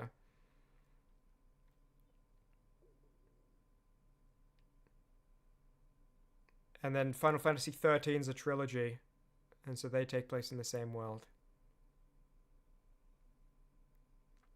Okay, so they do sometimes go back. So they're all different. There's got to be some real stinkers then, because I do not know about... How many games have they made? So there's at least 14 Final Fantasies. I only know about, like, Cloud, Aerith, Tifa. There's a different main character in every game? How many of those games suck? Is it like, oh, 7 is great, 14 is great, 17 is great? Oh, I take that back. No, don't tell people I said 17 is great. You got to keep that on the down low. I can't let the homies know. But there's at least 14 of them. Are most of them just not very good, and occasionally it's a home run or something? Anyway, maybe I'm not asking the right people, because you guys, I don't know if you have good taste in games or not. You have good taste in YouTube channels, though, so you know what? You probably have good taste in games. And sometimes they're titled as sequels, okay.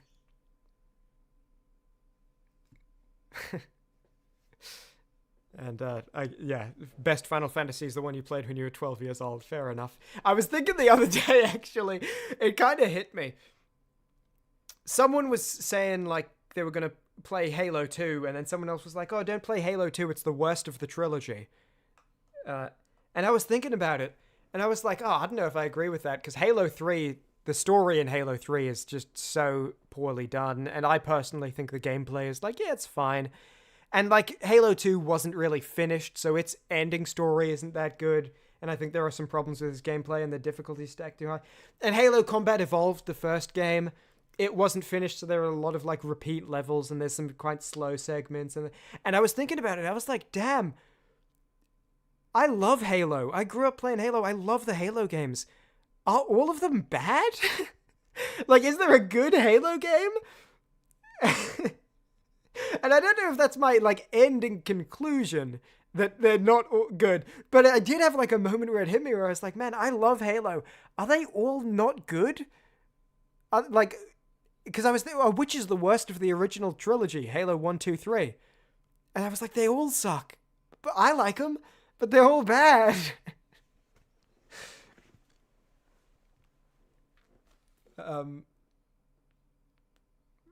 Square Enix is a huge company, and Final Fantasy is their flagship title, so it has to be generally good. But yeah, maybe. I don't know. There are some... The Simpsons is still running in it. Your dad said Halo games were boy games and wouldn't buy them for you. But your cousin bought you Gears of War on your birthday and changed the trajectory of your life. Halo games are for everyone to equally look at and be like, man, this isn't as good as I remember. But anyway, titling this video. So they meet up after Team Plasma meeting. They all have the name tags on. Aiden is like, okay, maybe Team Plasma is up to some stuff. They have a battle in the airport. I think that's a good basis for this title.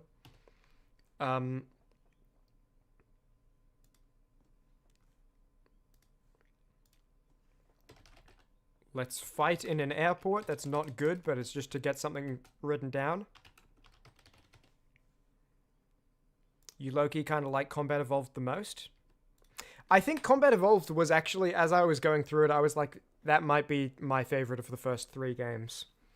Because I think the problem with Combat Evolved is they reused level geometries quite a few times. And that's not really a big problem. I think its visuals hold up. The remaster kind of sucks, but the visuals hold up in the original. The gameplay's fun. Like, the tone and the kind of... I think Combat Evolved's probably the best one. I have a kind of insane Halo opinion, and I'm not sure if I want to give it on this stream because it may completely derail what we're trying to do here. But yeah, I don't know. I'll say that some other time. Airport Blitz, again, that's kind of an episode of a TV show title. Like, if random person gets recommended YouTube video titled Airport Blitz, they're not clicking it.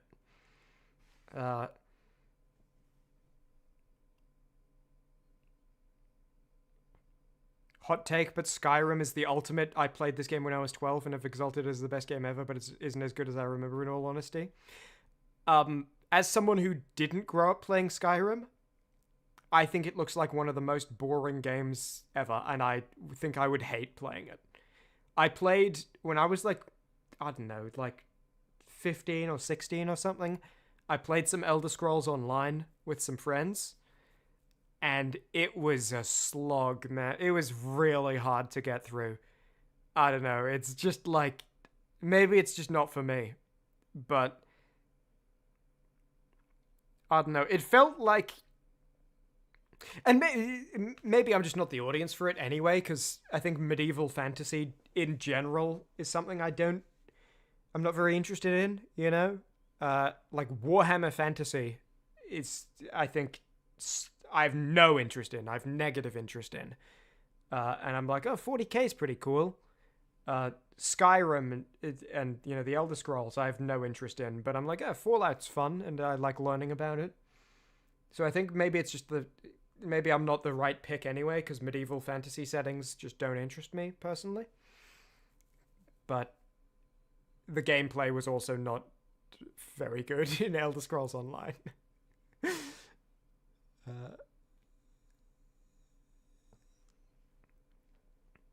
You still think they expect kids to challenge this gym or something? I don't know. I'm not sure if that's quite clickable. Like, I think that would work as like the first line of the description of the video or something. Or like a promotional post, but I'm not sure as a title if that's super clickable. Let me open 7B again real quick.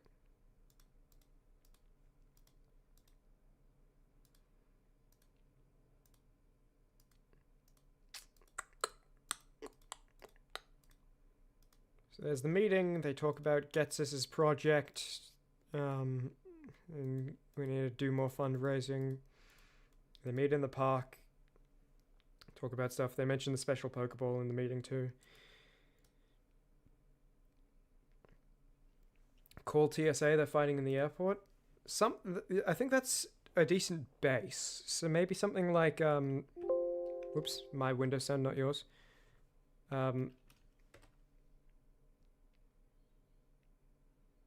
Oh, there are cannons in the airport too, so maybe we could do something with that.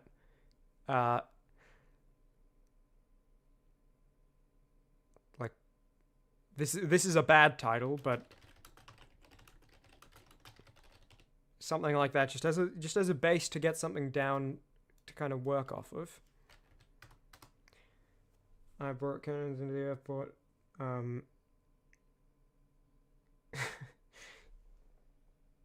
Shoot. I was gonna say, like, I got shot at the airport, or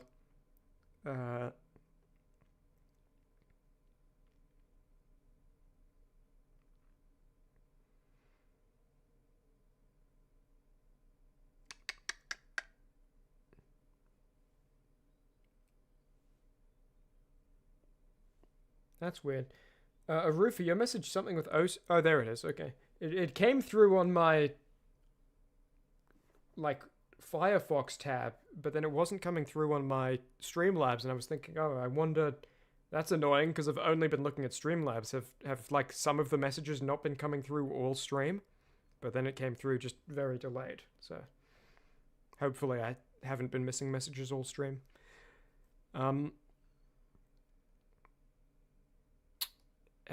Cannons, weapons, guns, airport.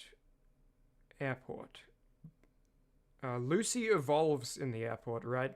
Yeah, and Aiden calls Bianca after Lucy evolves and tells her about the gorilla arms.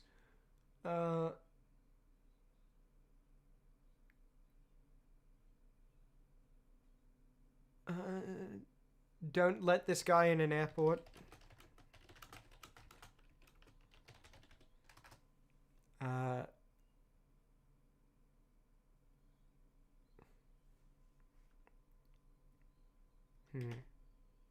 Maybe what if it was written like as if he's speaking here?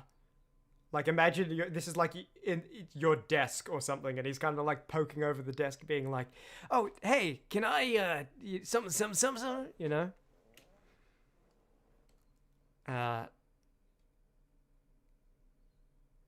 Like what? It could just be as simple as like, "Hey, want to fight?"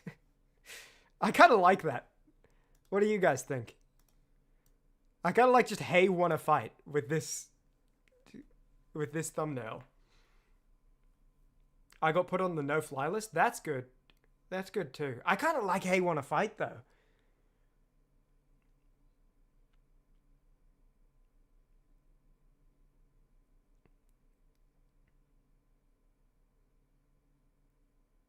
I think I like "Hey, want to fight." I think I like "Hey, want to fight." And then here is episode 8. Which is... So, yeah, Aiden slips on ice and hits his head and hallucinates that he can talk to Eva. and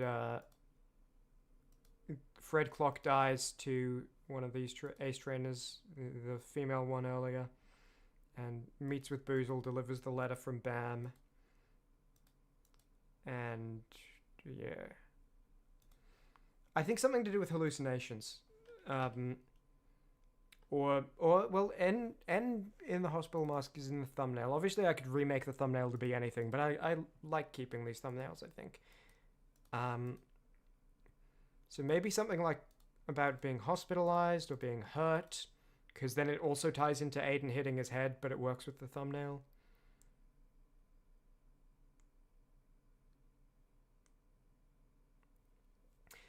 Episode 8 was the first thing you watched after getting out of the hospital early, out in the morning. It cheered you up a lot. You have fun memories. It was great. Oh, that's awesome, Soviet Girl. I'm a big, like, information hoarder. I hate deleting anything that might be interesting or useful. And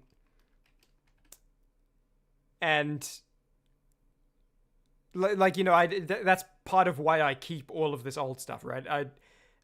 You could name any video I've ever uploaded to this channel and I could find the Premiere file to open it up and edit it, and with all of the footage not deleted. You know, it's deleted off my PC, but it's on a hard drive. Anyway, point is, I actually have still, if I switch to this image, I have screenshots that I took of, in episode 8, the live chat as it was premiering. I have several. Here's, can you see this? Yes, you can. That's screenshot 1, screenshot 2. I have them all, and so I actually have, like, I guess proof and evidence that you were there, which is interesting. And look, Caladium, you were there too. I don't know if you're still here. Roman was there. Yeah. That used to be you until you got paranoid about Palantir. Yeah, I don't, I don't mess with, I don't keep any of this stuff like on the cloud or any of my writing or I'm not doing that stuff.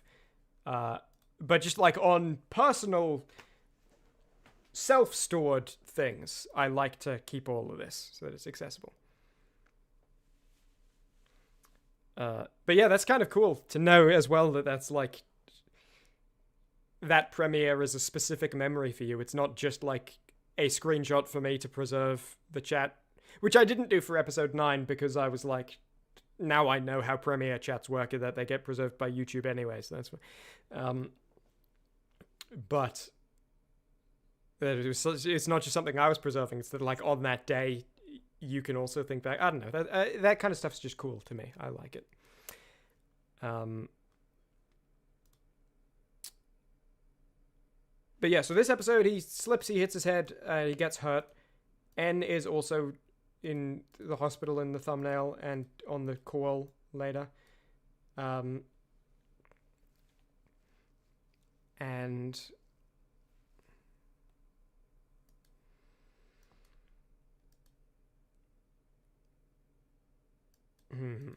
so injury, hurt, damage,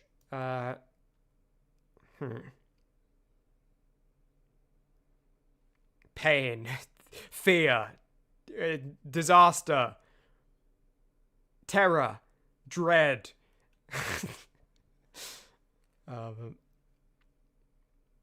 don't know, like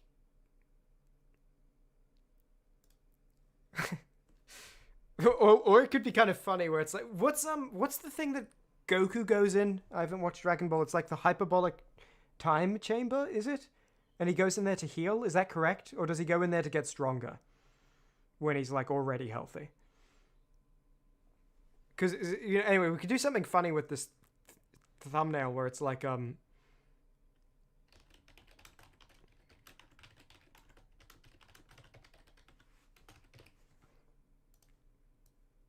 like that, or when the something hits just right and it's N in the hospital,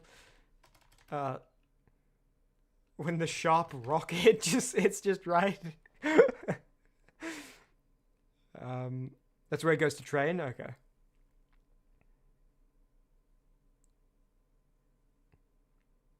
I think when the sharp rock hits just right with this thumbnail. I like both of these, actually. I think get rid of the bro.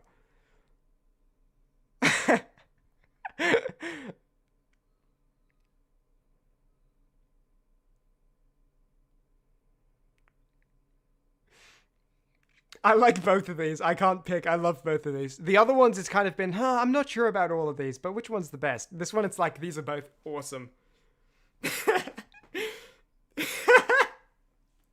I really like these. I think I'm leaning towards when the sharp rock hits just right. Sharp rock is funny, Arufa. Rutararis, you like the first one more? Ah.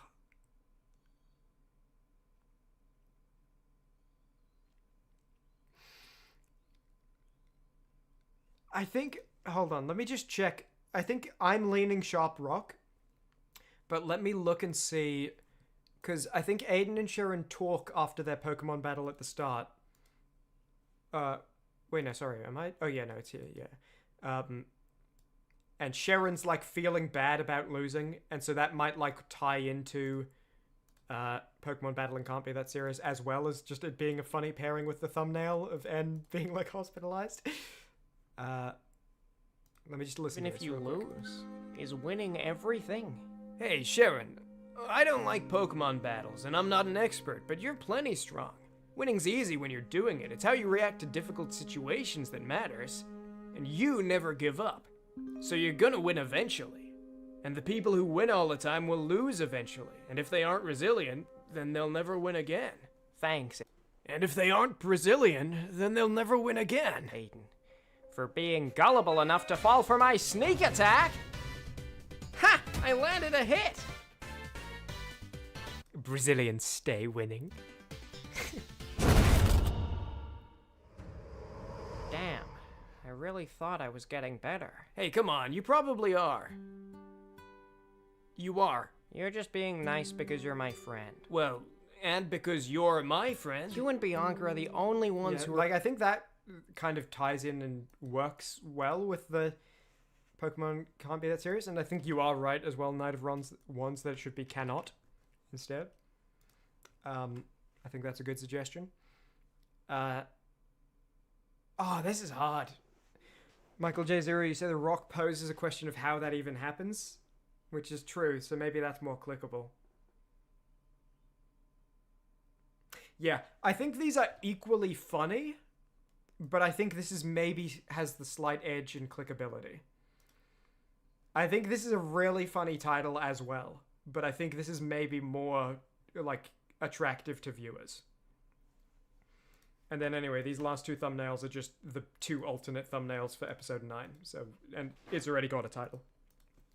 So that's it. I think that's good. So we got, when the sharp rock hits just right. Hey, wanna fight? Hit the gym, little bro, you're looking scrawny. Gambling my way out of debt. Gimme the money or it's your kneecaps. Stop having fun and battle me. What's N short for? This Pokemon gym is pissing me off. Stealing lunch money from children. Is there a human-type Pokemon? And Pokemon Black abridged. I think that's good. I think that's good. I'm feeling good. I wasn't sure how difficult that would be. I was well prepared to get, like, stuck on episode 2 and then be like, okay, I guess I'll do the rest of this off stream because it's been 40 minutes of no progress. But that was you guys came up with some great suggestions too. That was very helpful. Awesome. So yeah, that's I think that's going to be it for the stream. So we talked about episode 9. We talked about the immediate future of the channel with, like, I'm going to make a couple of sub 60-second dumb videos very quickly, finish off Resident Evil 4, and then hopefully make a big flood of smaller videos that are like 15 to 20 minutes, but smaller to make. And I have a lot of streams planned, and it's going to be fun. And we talked about, yeah, there's a Patreon now, but there's no pressure or expectation, and you should only do it if it's affordable to you. And yeah, I'm feeling good. I'm feeling happy. I better verify it's me at some point on YouTube. But I think that's just about it. Very helpful, very useful. I feel like we had a lot of good discussions too. I was kind of thinking in my head. Most of my streams I think are very like fun and entertaining and funny. And every now and then there's one where it's like, okay, this is going to be mostly like business talk, where I'm just like speaking, but we're not really like focusing too much on entertaining because we're just communicating. And I think this was still one of those, as I expected, but I think there was also it was a lot more entertaining than I was expecting. So that's cool. Stream was really great. Thank you, Michael J0.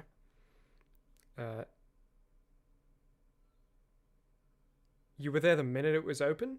You said it in the Dishonored streams and you did it? So you were where the minute? Oh, the Patreon, right, yes. That's very appreciated, Soviet Girl. I think you missed it earlier in the stream, by the way. But, so Soviet Girl very, very kindly, like, the first minute of it being opened, immediately signed up for the tier.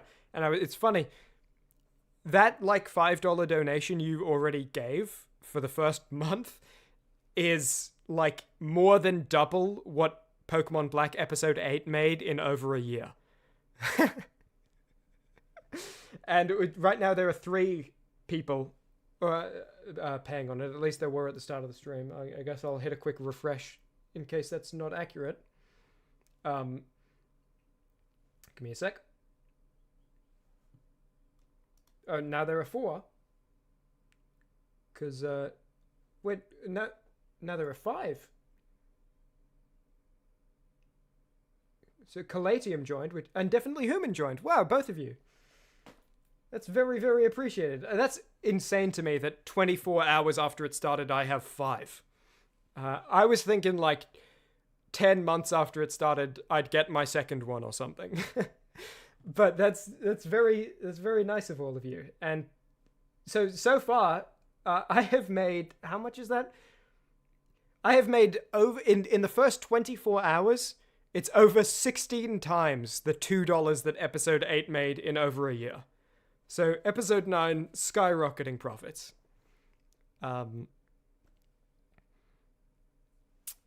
Mainly been lurking, but the stream was fun. It's very appreciated, definitely, Human.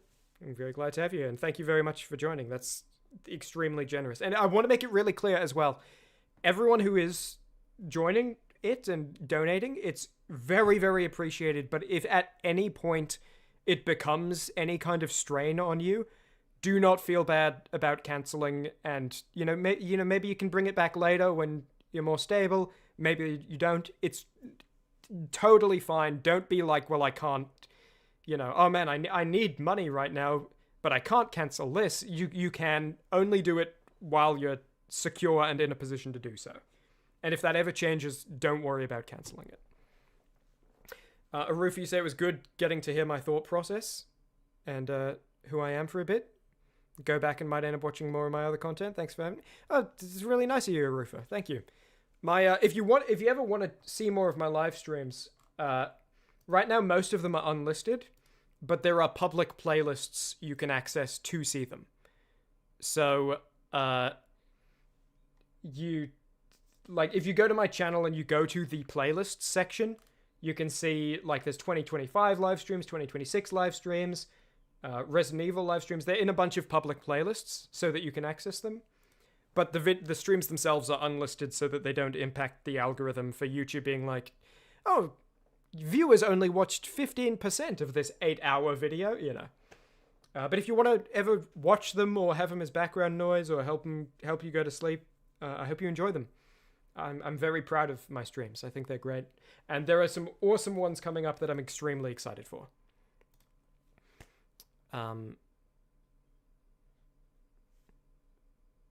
Yeah. So I'm just catching up on chat. Streams are always best when they have discussions. I like them. I think like I was saying earlier with behind the scenes stuff, I think they're having these discussions and the behind the scenes stuff is amazing and it's awesome when it's every once in a while. I don't think I would want it to be every stream. Yeah.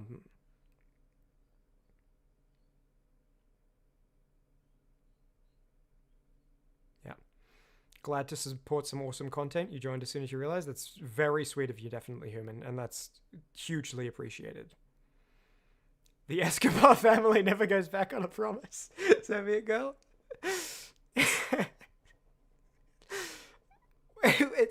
Hold on, are you handing me like blood money? Is this tainted money? Should I not get my fingerprints on this? Uh-oh.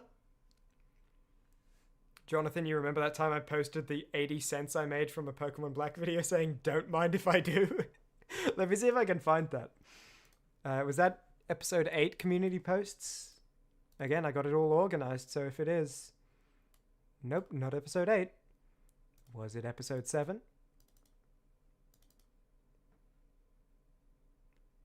Not episode 7? Really? Was it earlier than that?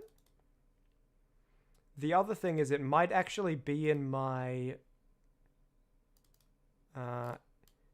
yeah, it might be in on my external hard drive in my Arkham City thing, because I made a couple of community posts for other videos while I was making the Arkham City stuff.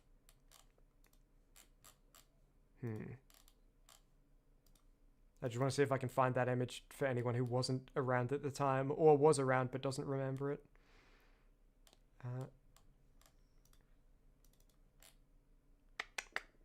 Yeah, it might be on my external hard drive. I don't think I'm gonna do the big search for it right now.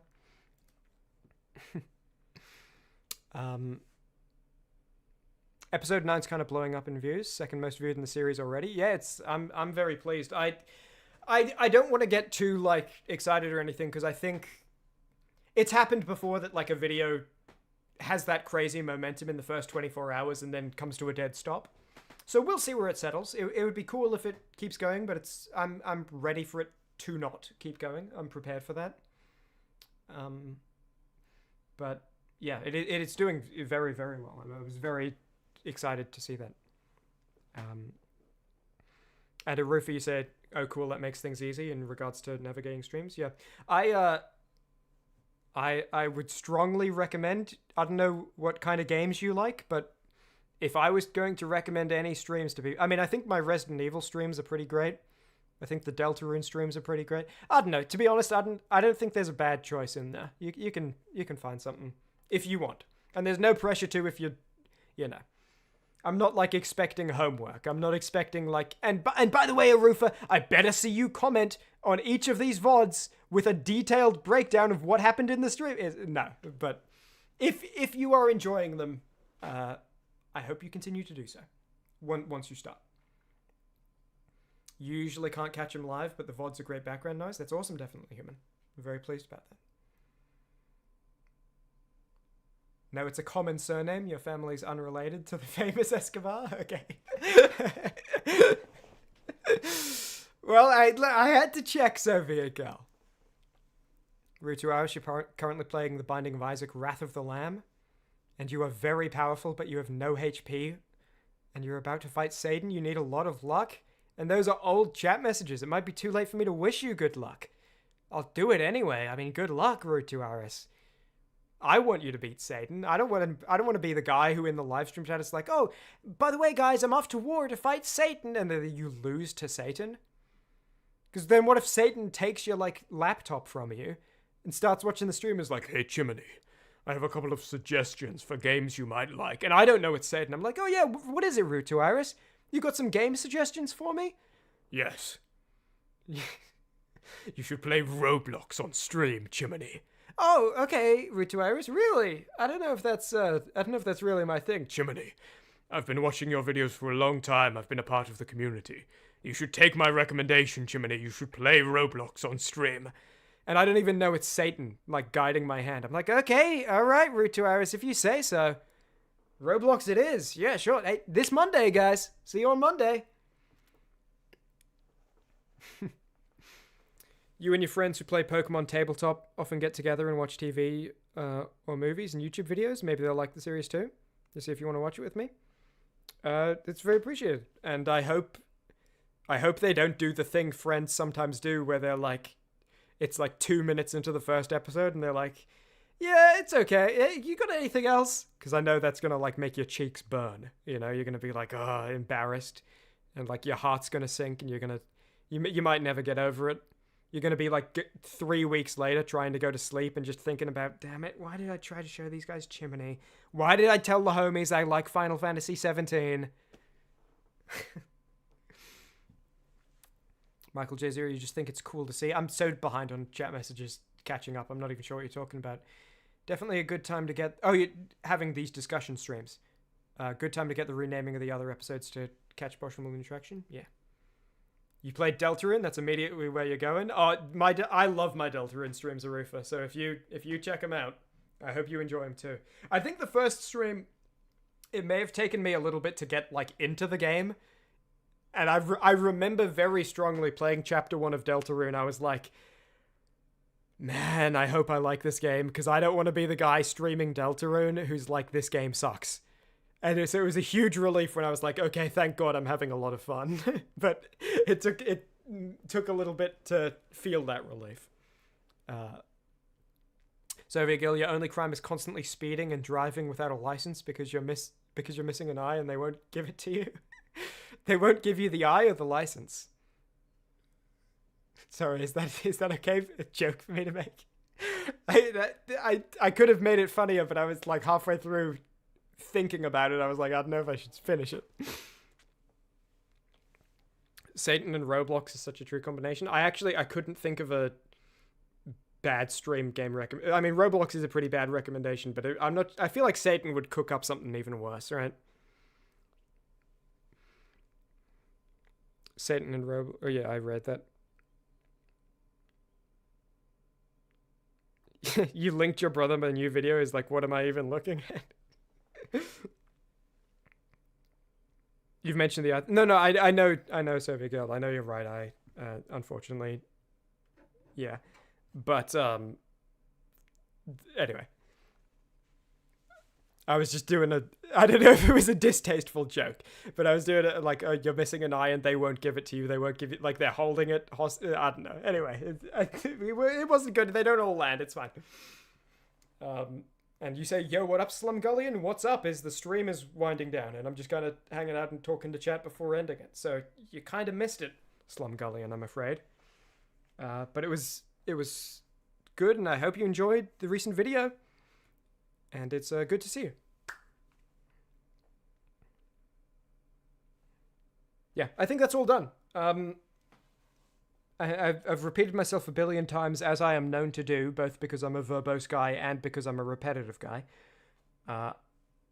But I have short videos coming up. Not short videos, but like short to make videos. And then also a couple of like sub 60-second videos I'm going to do very quickly. Resident Evil 4. Good streams coming up. It's going to be good. Buckshot roulette stream when? Yeah, I think that's a good example. Like, you know what would be a really good example of like a terrible game to stream? Is like 007 First Light.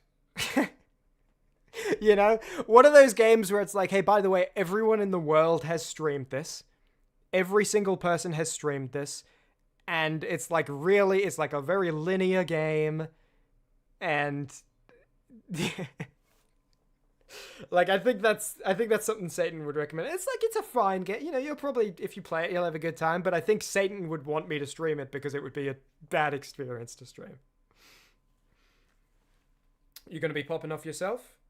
See you around, Arufa, and good luck on your gym fight tonight. And I'll be ending the stream in like 30 seconds. It's just I keep nearly ending the stream and then someone says something interesting and I want to talk to them.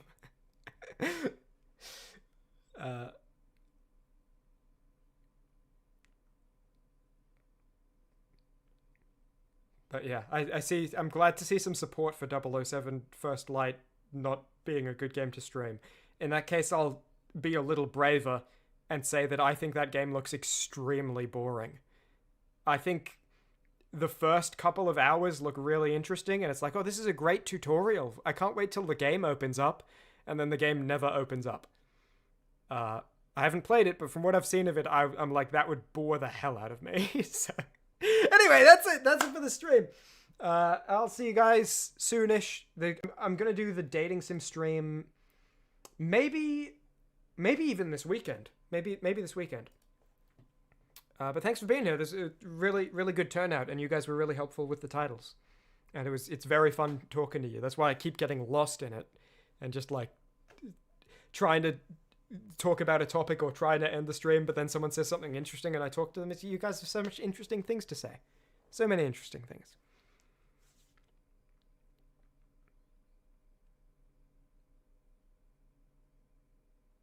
You saw a clip of that game where someone played without touching their controller and it looked like a dev path was put in? Yeah, you can't crash into anyone in your cars. You can't, like... It's like... What if we... I know it's the Hitman devs, but it's like, what if we made a Hitman game where there was only one solution to everything? It's like, oh yeah, that sounds like a great idea, guys. Anyway, catch you guys later. Thanks for being here. I thought this was just going to be like a kind of boring, doddering stream, and you guys helped make it very, very fun. I'll see you guys soon, and I'm going to actually get out of here instead of just repeating myself over and over about seeing you guys soon and then staying here. Goodbye! And you can hear a Windows sound. But I think the stream is very delayed, so I'm going to hold it a long second before I hit the confirm end stream thing. But yeah. Thank you all for being here. And again, those of you who did join the Patreon, that's very, very generous and very, very appreciated. And it's as I said, it's making a big difference. And it says 6 total now. I just refreshed it. How can I see that again? If I go here, is that...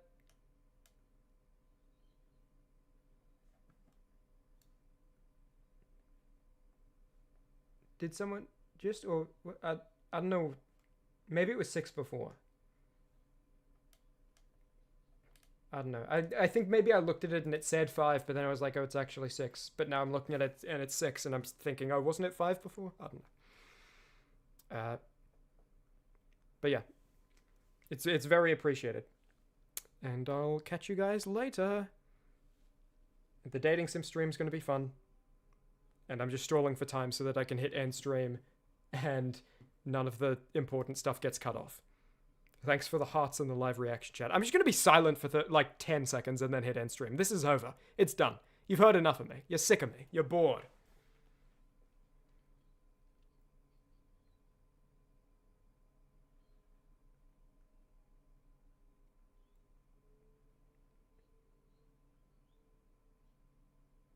I'm going to hit end stream in 10, 9, 8.